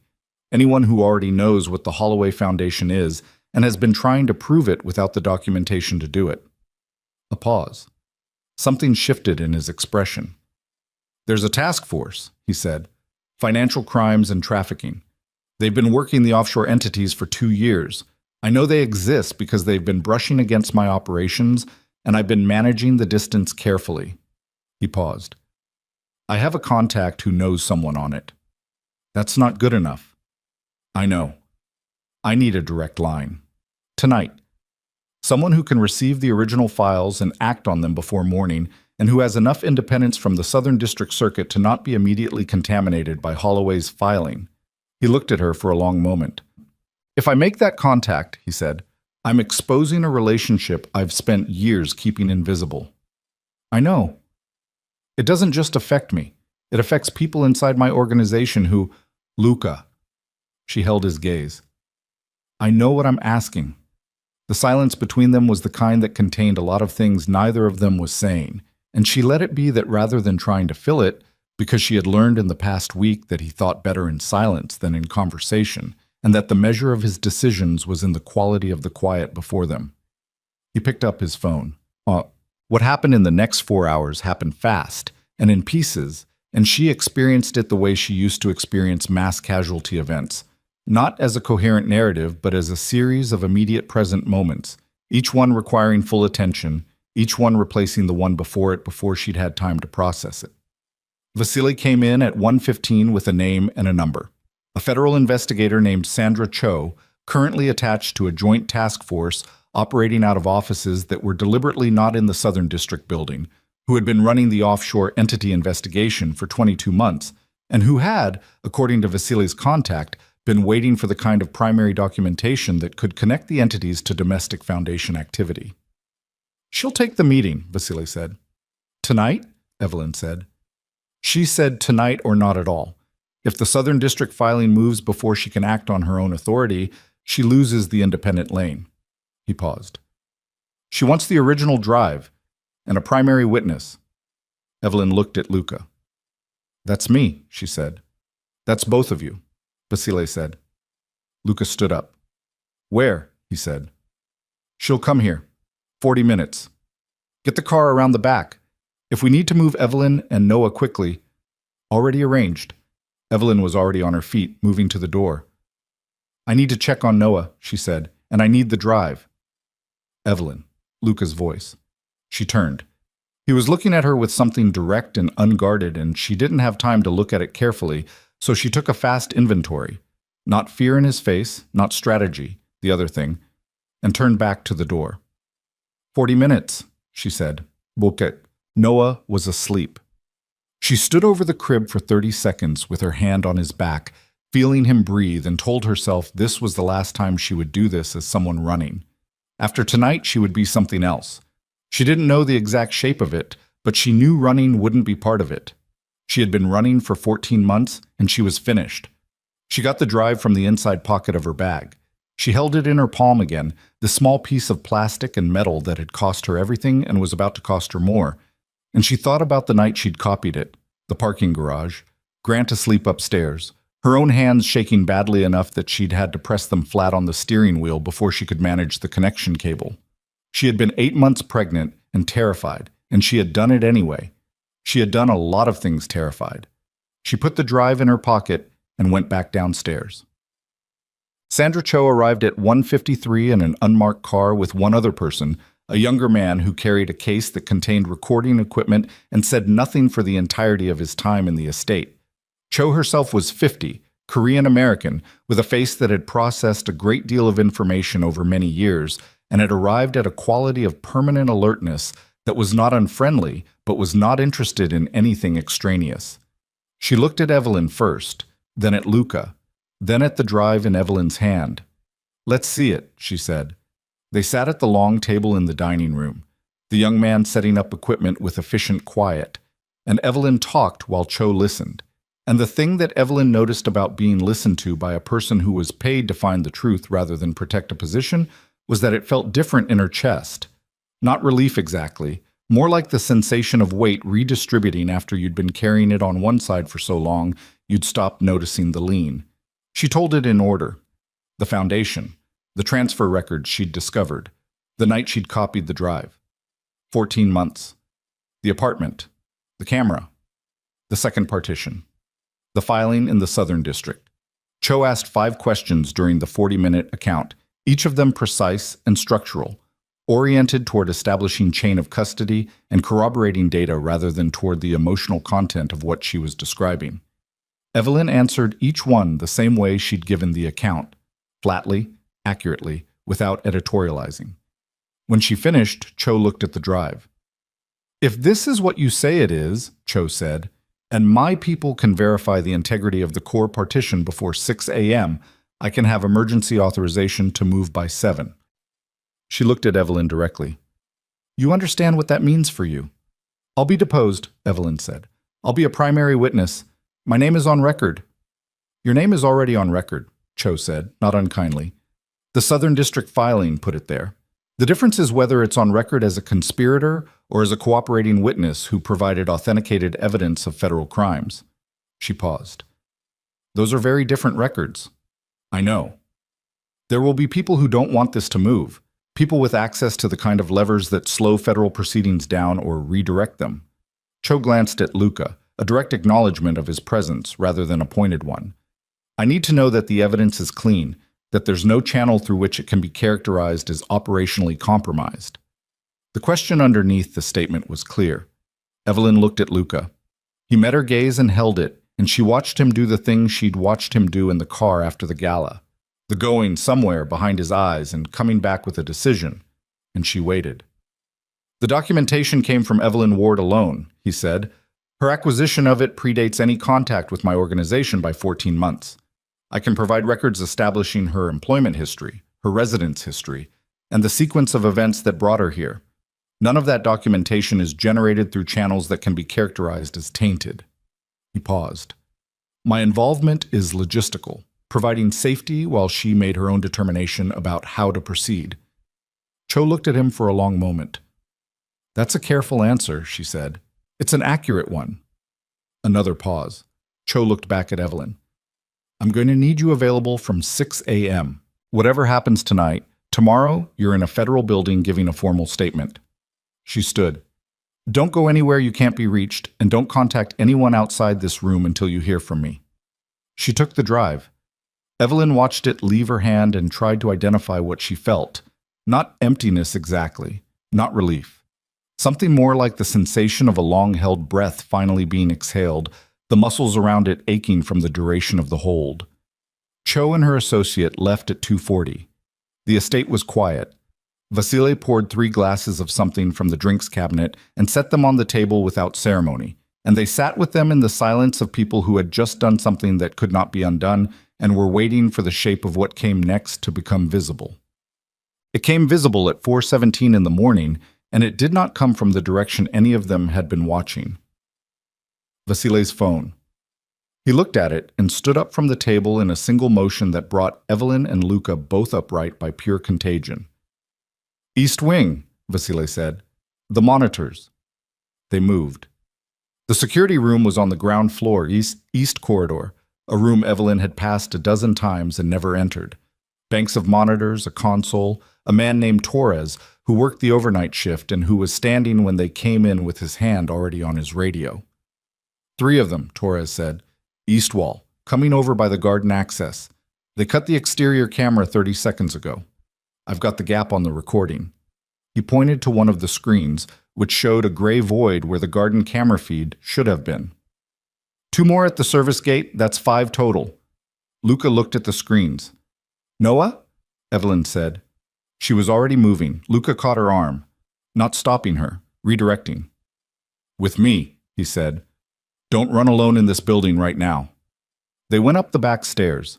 Vasily was speaking into his radio behind them, low and rapid, the shorthand of men who had run this kind of drill.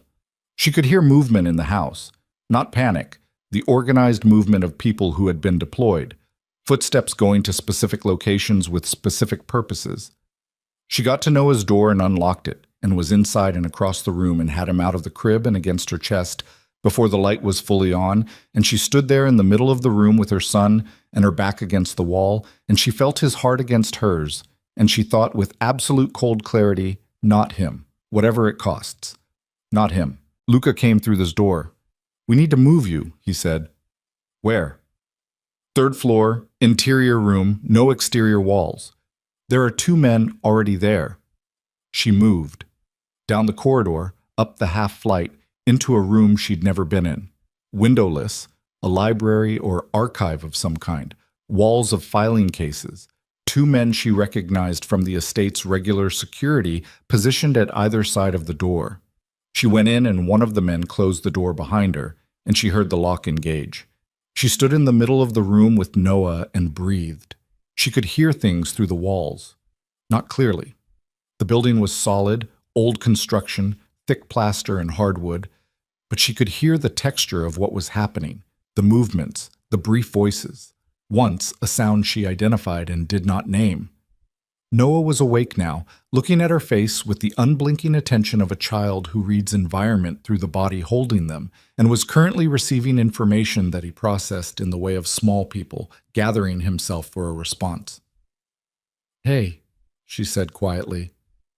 Hey. It's okay. He looked at her. It's okay, she said again, and she was not sure which of them she was telling. She sat on the floor with her back against the wall of filing cases and held him and waited. It took 19 minutes. She counted them. She had a specific skill at estimating time without a clock, a trauma-based skill, the capacity to track duration under pressure. And she counted the minutes by breath and heartbeat and the sounds moving through the walls, which changed in character around the 11-minute mark and changed again at 17 and were different still at 19 when she heard footsteps in the corridor outside the door and a knock that was specific in its rhythm. Vasil. She stood. The door opened. He came in alone, and she read his face before he said anything and understood that the 19 minutes had resolved in the direction she'd needed them to resolve. It's clear, he said. How many? 5. The 2 at the service gate never made it in. Torres locked the gate down remotely. He paused. The 3 in the garden are not going to be a problem. She looked at him. Luca? He's fine. Vasile's voice was even. He has a cut on his arm. He'll tell you it's nothing. He paused. He's not wrong, but he'll want you to hear that from him.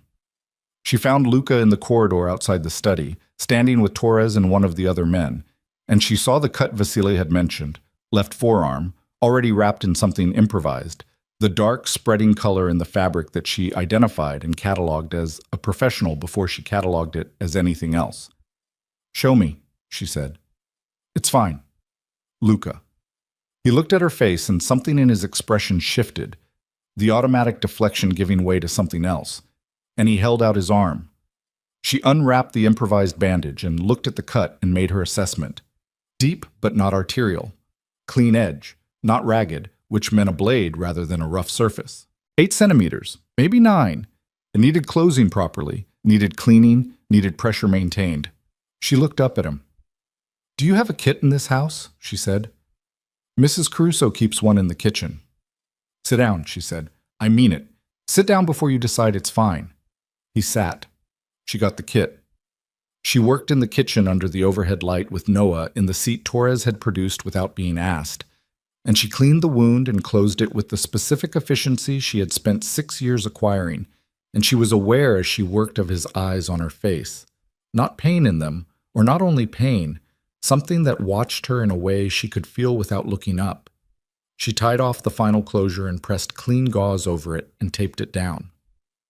You should have led with I used to be a trauma nurse, he said. You already knew. Knowing and seeing are different things. She looked up then. He was closer than she'd realized. The kitchen table was small and she'd been leaning into work, and from this distance she could see the things his face was doing that it usually managed to keep still. The exhaustion under the control, the specific quality of a person who had been through a serious thing and was sitting on the other side of it while someone they didn't want to worry could see them. It's almost 5, she said. I know. Cho calls it 6. I know. She collected the kit materials and put them back in the box and was aware of the quality of the room, the early morning kitchen quiet, Noah making small sounds in the seat, the house settling around them with the particular stillness of a building after crisis, different from ordinary silence, fuller somehow, more present. The men they sent tonight, she said. Holloway sent them. Yes. He knew about Cho. He knew about the meeting. She looked at Luca. How? His jaw tightened. Fabrizio's phone wasn't the only compromised channel. He said it quietly. There's a second. I don't have the name yet. She stared at him. Someone else, she said. Someone with access to the communications between me and Vasily tonight. After Fabrizio, after we thought we'd closed it. He held her gaze. I'm going to find it, but right now it means Holloway knows Cho has the drive, she said. Yes. He knows she's moving in the morning. He'll try to stop it. Through the Southern District, through whatever federal connections his family has, through... She stopped. He'll go to the source. He'll try to intercept Cho directly or compromise the authorization process before she can execute. She was thinking out loud now. The trauma bay processing, the differential running. She needs to know tonight. She needs to move up her timeline. She was already reaching for her phone. Luca's hand closed over hers, not stopping her, just there. She looked at him. "Before you call her," he said, "I need to tell you something." His voice had a quality she hadn't heard from him before, not the controlled something, not the deliberate stillness, something that was simply direct in the way of a person who had run out of the energy required for anything other than directness. "The men tonight came for you," he said, "not for the drive. Cho already has the drive. They knew that, which means they knew the drive was already beyond their reach. They weren't here to stop the evidence." He paused. "They were here because the complaint in the Southern District is the opening move, not the final one. If you die, or disappear, the complaint stands and there's no cooperating witness to contextualize the original files. The case against them becomes static, a document dispute between a dead woman and a powerful family's legal team." His hand tightened slightly over hers. "You're the variable they can't control, not the drive." She understood.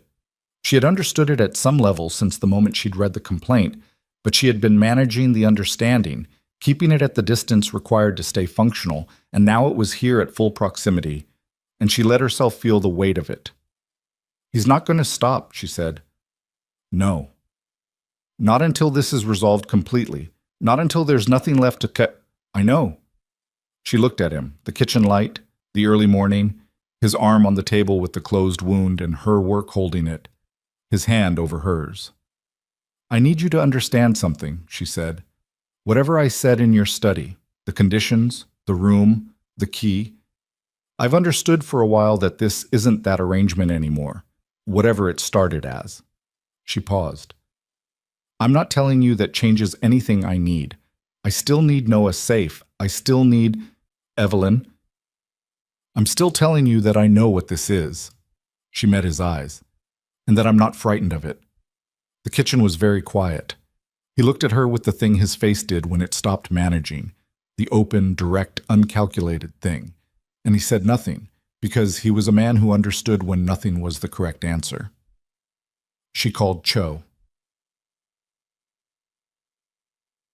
Cho answered on the second ring, which meant she hadn't been sleeping either, and Evelyn told her about the breach in 4 sentences, and Cho said one word, which was a word Evelyn wouldn't have expected from a federal investigator, and then she said, "I'm moving at 5:30.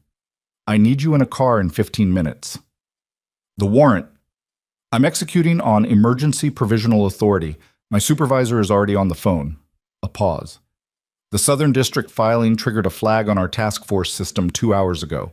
I've been expecting a countermove." Another pause, shorter. "Get in the car. Bring the father of the child."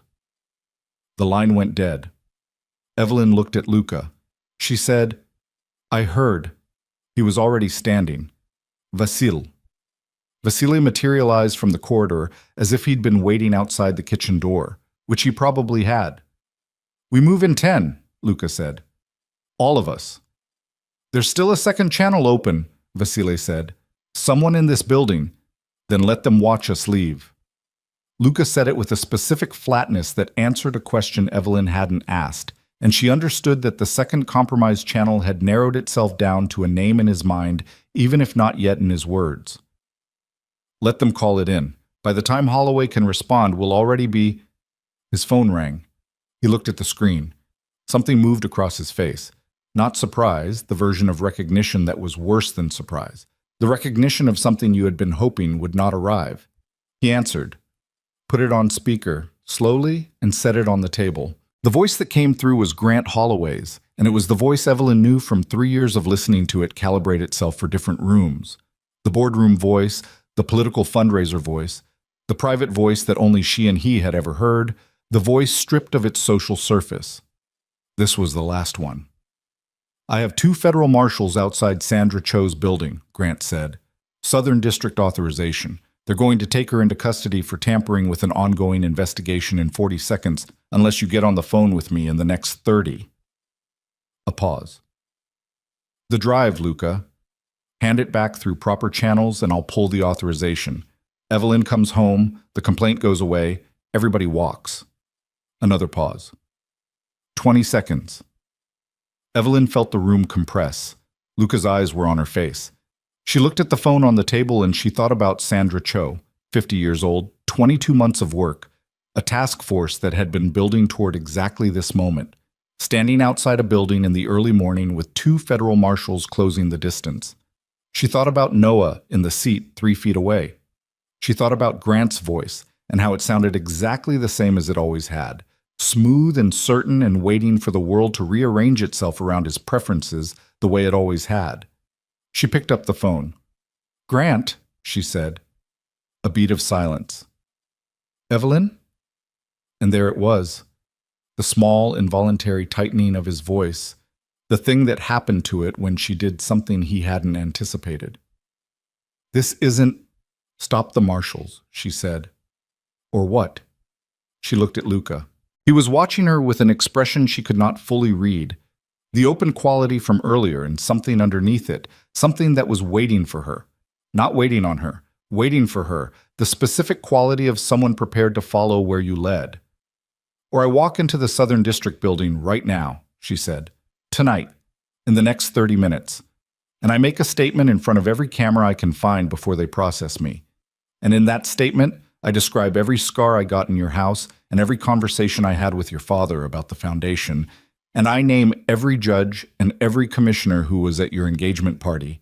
And I describe in specific detail the night your chief of staff told me to sign a non-disclosure agreement while I was still in the hospital bed."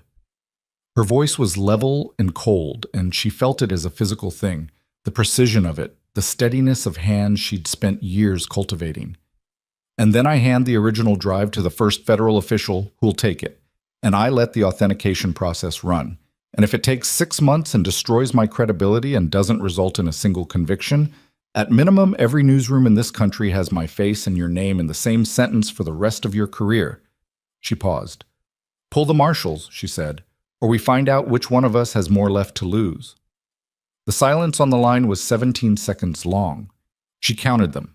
She could hear Grant's breathing. She had slept beside that breathing for 3 years, and she knew its rhythms, knew the specific pattern of a man who was running calculations, who was finding the edges of a problem and not finding an exit that worked. Luca's hand closed over her shoulder from behind. Not restraint, not direction, simply there. A specific weight and warmth that said, "I'm here in the plainest possible language." The silence stretched to 18 seconds. To 19. On the 20th second, something changed in the quality of the breathing on the line. And Evelyn Ward, who had once cleaned floors in a dead woman's name and hidden a flash drive behind an outlet cover and walked into a federal investigator's impromptu midnight meeting with her son in her arms, stood in a kitchen at 5 in the morning and waited for the shape of it. The 20th second passed. The 21st. Then Grant Holloway said, very quietly, "You won't do it." And Evelyn understood in that moment that she had miscalculated Mutt. Not the strategy, not the logic, but the man. She had spent 3 years learning his patterns and 14 months running from them, and she had forgotten the most fundamental thing about him, that Grant Holloway did not respond to equal force. He responded to superior force by doubling down, because the only thing he had ever feared was the world discovering that he was, at his core, a man who needed the world's fear to function. She had threatened him. He had heard it as proof that she was still afraid. "You won't walk into that building," he said. "You have a son. You have a case that's still contested. You walk in there tonight and you hand them a narrative where the mafia boss's girlfriend comes in voluntarily to perform. It's theater, Evelyn, and the people in that building have seen theater before. They'll smile and take your statement and file it behind the Southern District complaint, and you'll spend the next 4 years in legal proceedings while Noah grows up and—" "Pull the marshals, Grant. In whatever borrowed safety you've convinced yourself is real, and by the time it resolves, you'll have nothing left that—" "Pull them now. No." Flat, final. The voice of a man who had decided. "Send me the drive through Luca's people by 6 a.m., or Sandra Cho gets taken into custody and your window closes. That's the only offer." The line was still open. She could hear him breathing. She looked at Luca. He was already on his phone. A different phone, she noticed, one she hadn't seen before, the kind of deliberate separation that told her it was a channel he kept for specific purposes. He was texting, not calling, his thumbs moving with the particular speed of someone who had been waiting for a specific moment to arrive and was now moving without hesitation. He looked up at her, gave a single small nod. She spoke back into the phone. "You have until 6 a.m. to pull those marshals, Grant. After that, the choice isn't mine anymore." She ended the call. Grant would interpret that as retreat. She knew how his mind worked. The ending of a call without capitulation registered to him as a stall, as someone going away to recalculate, as time he'd bought. He would spend the next 20 minutes feeling like he'd won the exchange. She needed 20 minutes. "Who did you just contact?" she said to Luca. "Someone who has been waiting for me to make this call for 2 years," he said. "Someone who knows where the Southern District authorization originated and has the standing to challenge it on procedural grounds before it's executed." He set the phone down. "It buys Cho time. Maybe 40 minutes, maybe an hour. Enough to move. And after that? After that, either the drive is sufficient and Cho's authorization holds, or it isn't and we're back to—" "It's sufficient," Evelyn said. He looked at her. "I know what's on it," she said. "I've known for 14 months. I've been carrying it because I was frightened, not because I had doubts about what it would do." She looked at him steadily. "It's sufficient. Cho just needs to get it to the right desk before his people can redirect it." Vasilia appeared in the kitchen doorway. "Car's ready." "Noah?" Evelyn said. "Celia's already in the car with him," Vasilia said. "He's fine." She looked at the kitchen one more time, the table, the first aid kit, the 2 glasses on the counter from earlier in the evening, and she thought that this was possibly the last time she would stand in this room not knowing how things ended, and she let herself feel that for exactly 1 second before she walked out. The drive to the federal building took 11 minutes.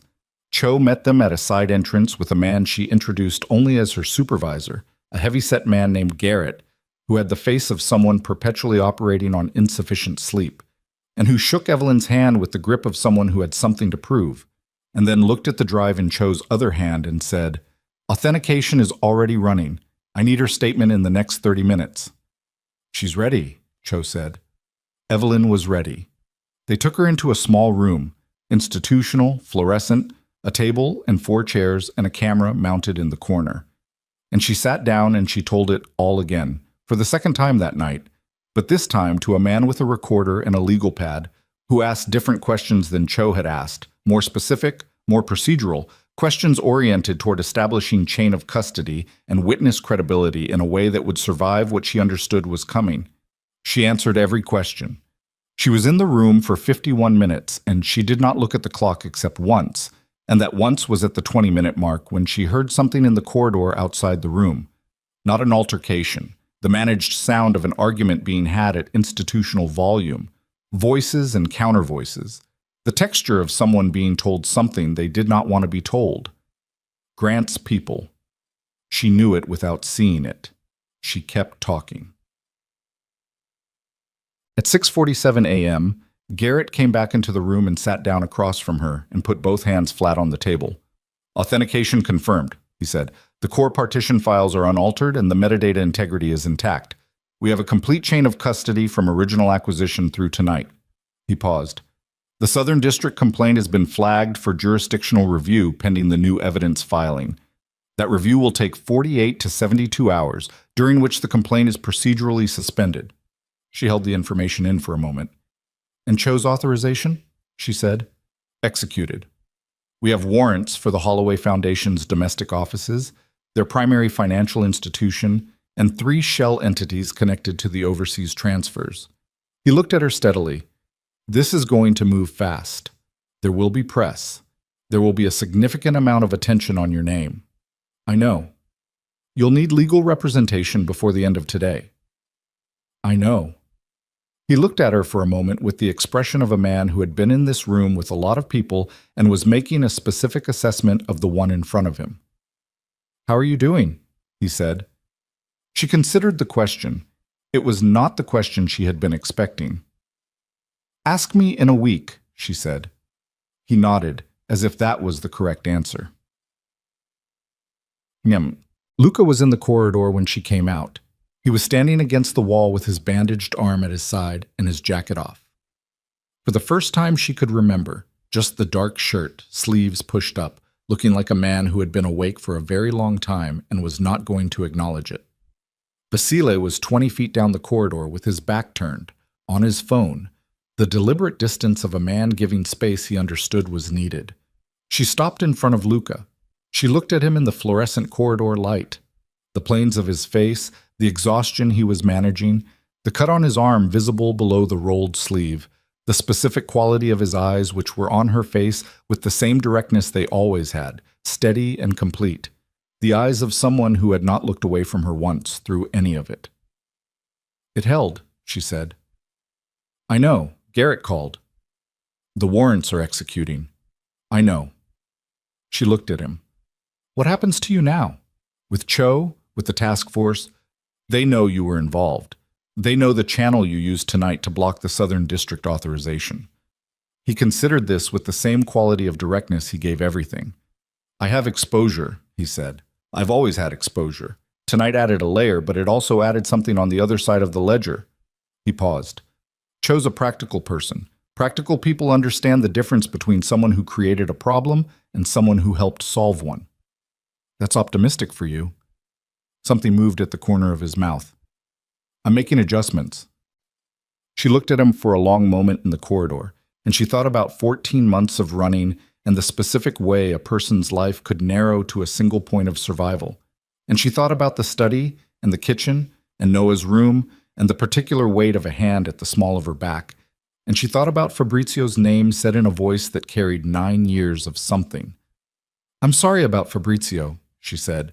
His jaw tightened once, released. "Don't be. That's mine to carry. You can carry something and still have someone be sorry about it."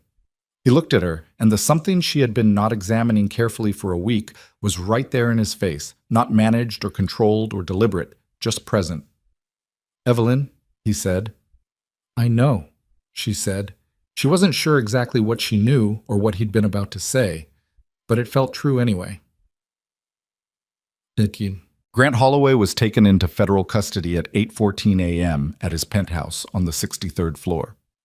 Evelyn was in the car with Noah when Vasile's phone buzzed with the information, and Vasile read it and turned slightly in the front seat and told her, and she held Noah against her chest and looked out the window at the city going about its morning. People on sidewalks, coffee cups, and briefcases, the indifferent machinery of an ordinary day. And she waited to feel something specific, and what arrived was not what she expected. Not relief, not satisfaction, not the clean resolution she had been carrying as an abstraction through 14 months of running, just a slowing, a deceleration in her chest, the sensation of something that had been wound very tight for a very long time, beginning, at last, to loosen. She pressed her lips to the top of Noah's head. He smelled like the specific smell of him. The warmth of a person 5 months old, clean and immediate, the whole uncomplicated fact of him. And she held that fact and breathed. Grant's father, she learned by afternoon, had retained a legal team and was not yet in custody, but the Foundation's accounts were frozen and the indictment was being prepared. 3 of the overseas entities had already been flagged through Interpol. The man who had served as the Foundation's chief operations officer, the one who had placed the flash drive in her hand during the signing of papers she now understood were designed to bind her rather than protect her, had been on a flight to London when the warrants executed and had turned himself around at the request of people who communicated through channels above the airline's awareness. The gray suit man from Grant's penthouse, whose name Evelyn had never known, was cooperating. The detective from Chicago who had written her fall report in the wrong order had resigned by noon. She learned these things in pieces across the day, sitting in the estate's first-floor sitting room with Noah in the seat beside her and a cup of coffee that went cold while she was reading.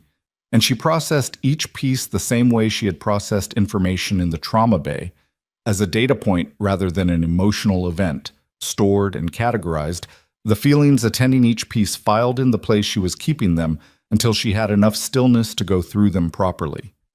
Luca came in at 2 in the afternoon and looked at the cold coffee and took it away without comment, and returned with a fresh one, and she looked up at him. "Sit down," she said. He sat. "The second channel," she said. "The one you hadn't identified yet. When we left this morning." A pause. "Torres," he said. The overnight security man. She absorbed that.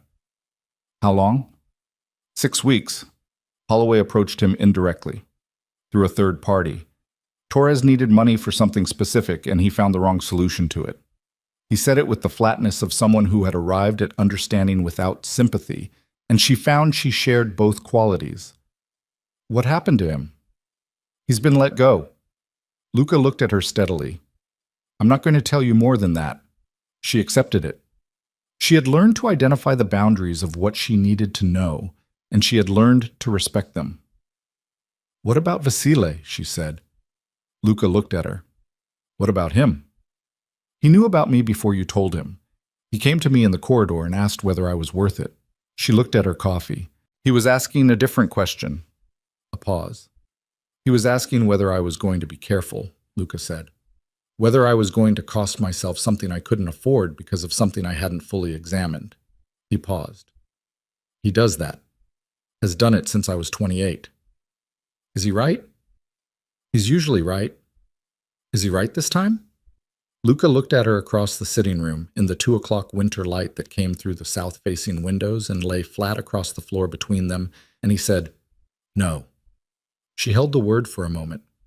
Because, she said, because what I haven't fully examined and what I've cost myself are 2 different measurements, he said, and I'm clear on both of them. The formal statement to the task force happened over 2 days, the second of which was attended by a federal attorney named Simone Okafor, who had been recommended by Garrett and who arrived with a leather case and an expression of precise professional competence, and who listened to the first 20 minutes of the second session and then intervened in a way that changed the shape of the remaining proceedings entirely. Okafor was sharp and expensive, and she told Evelyn on the second morning, in a corridor outside the statement room while Garrett got coffee, that the Southern District complaint had been formally withdrawn as part of a negotiated arrangement that also resulted in the suspension of the federal attorney who had filed it without adequate independent verification. He filed it on the basis of information provided by the Holloway family's legal team, Okafor said. The information was partially fabricated. That's a professional conduct matter of some severity. She said it without drama. You're no longer named in any active federal proceeding. Your status has been revised to cooperating witness. Evelyn leaned against the corridor wall and processed this. How long before Grant's case resolves, she said. Criminal proceedings take time, 18 months to trial at minimum, likely more given the scope. Okafor looked at her steadily. But the civil protection order you file through family court for yourself and your son is a separate and much faster track. I'd like to file that today. Yes, Evelyn said. Do that. The protection order was filed that afternoon.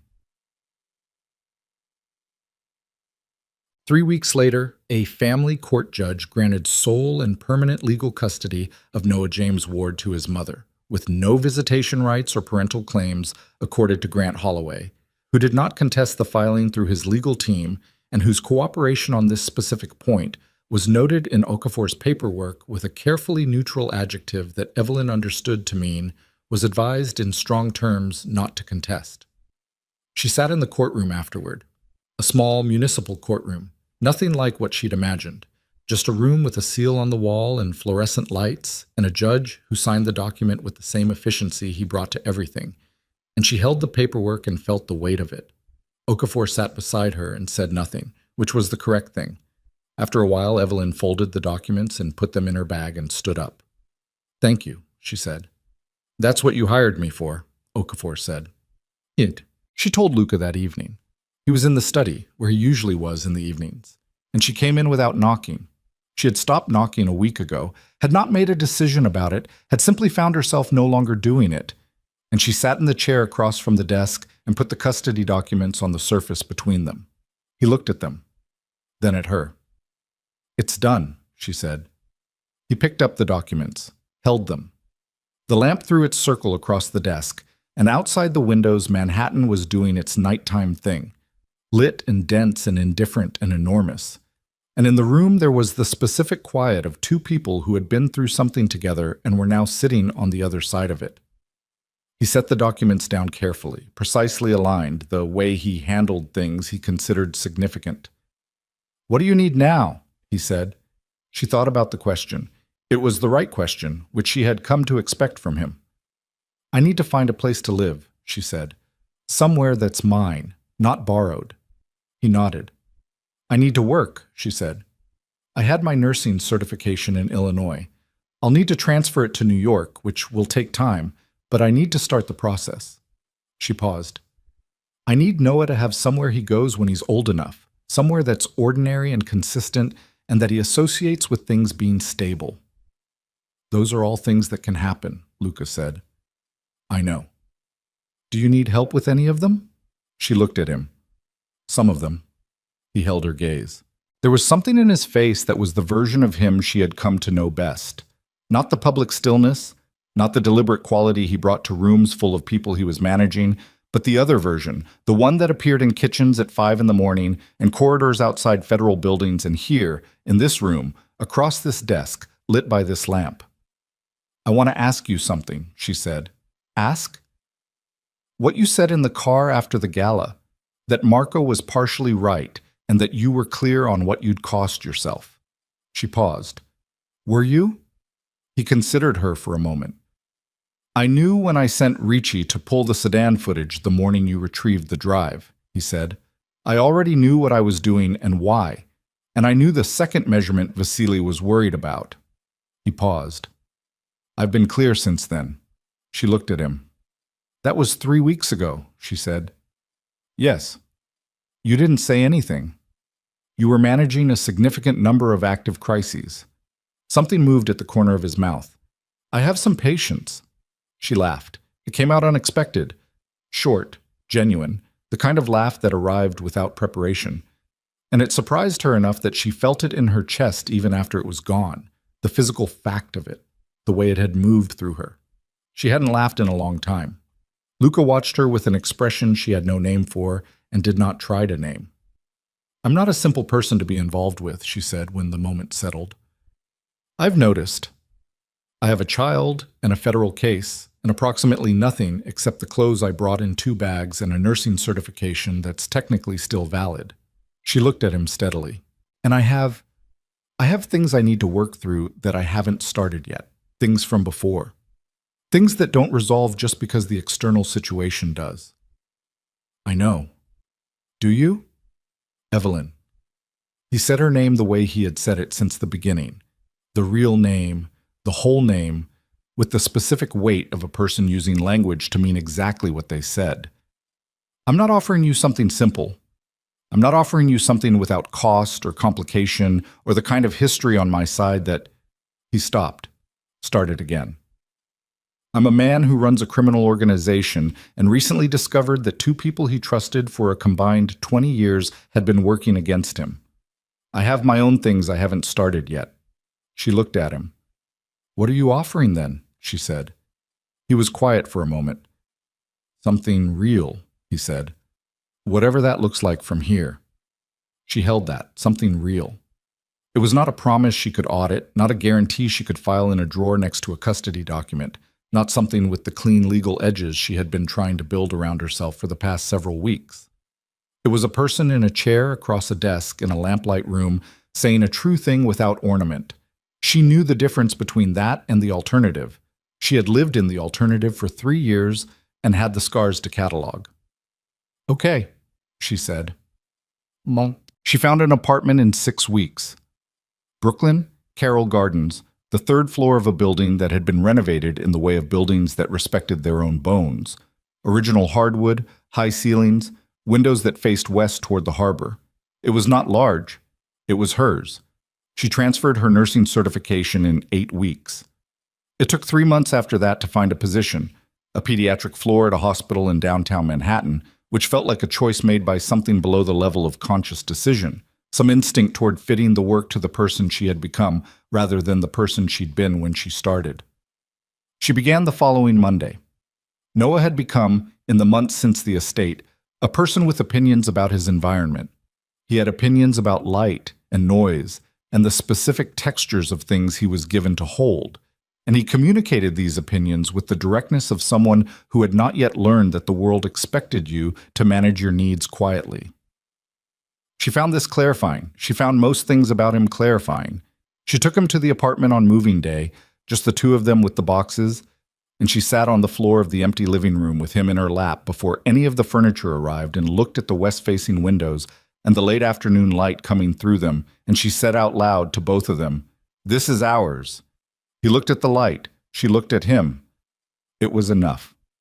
Luca came to the apartment for the first time 6 weeks after she moved in.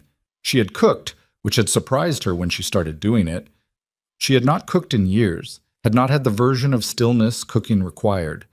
But she had found in the months since everything concluded that the stillness was returning, not the forced stillness of survival, something more genuine and less managed. She cooked and she ate at a table, and she slept without the 40-minute intervals, and when she woke in the night to check the monitor, it was habit rather than terror. And the difference was everything. He arrived at 7, with a bottle of wine he had chosen, with the same deliberateness he applied to everything, and he stood in her apartment doorway for a moment looking at the space, the boxes still partially unpacked, the Noah infrastructure spread across the living room, the evidence of a person arranging a life rather than managing a crisis.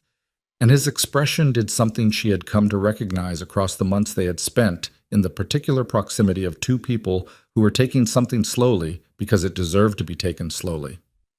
"Come in," she said. He came in. He was not the same as he had been in October. She had watched him change across the winter and spring, watched the things that had been compressed and controlled begin, gradually, to take up their natural volume. It was not softening.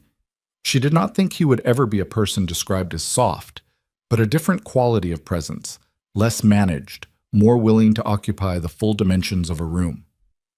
The criminal case, from which she had been deliberately maintaining distance, was moving through its early stages with the particular grinding slowness of large federal proceedings. The Holloway Foundation had been formally dissolved in January.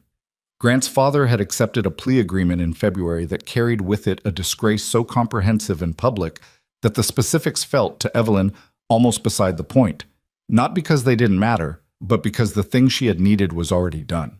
Had been done the morning Garrett said authentication confirmed, and the subsequent legal machinery was a validation she didn't require in order to know the thing was true. Grant himself was awaiting trial. She thought about him sometimes, not often, and not in the way she used to think about him, the nighttime thinking, the adrenaline thought. She thought about him the way she thought about a case she had handled in the trauma bay, a person she had worked hard to keep alive despite very limited desire on the part of the situation. She had done the work. The outcome was what it was. She had moved rooms. She set the wine on the counter and found 2 glasses and poured them and handed one to Luca, who was standing at the west-facing window looking at the harbor, at the water going dark in the early evening, the lights beginning to come on across the far shore. She stood beside him. Noah was asleep in the back room. The monitor on the counter showed a steady pattern of the small breathing of a person who had decided the day was over. Outside, the city was doing what it did, moving and lit, insisting on its own continuation, indifferent to specific histories. "Marco sends his regards," Luca said. "Does Marco do that?" "He texted me the word regards and your name." A pause. "For Marco, that's effusive." She smiled.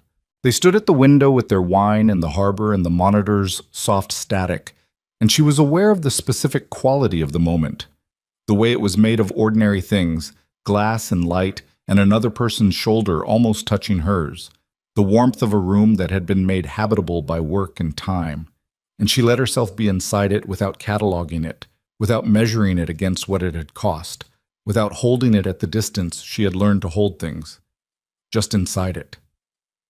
"I need to tell you something," she said. He looked at her. "I stopped being afraid of this a while ago," she said. "I kept waiting to be afraid of it because it seemed like the reasonable response, and I'm generally a reasonable person." She looked at the window, at the reflection of the room overlaid on the city beyond. "I'm not afraid of it."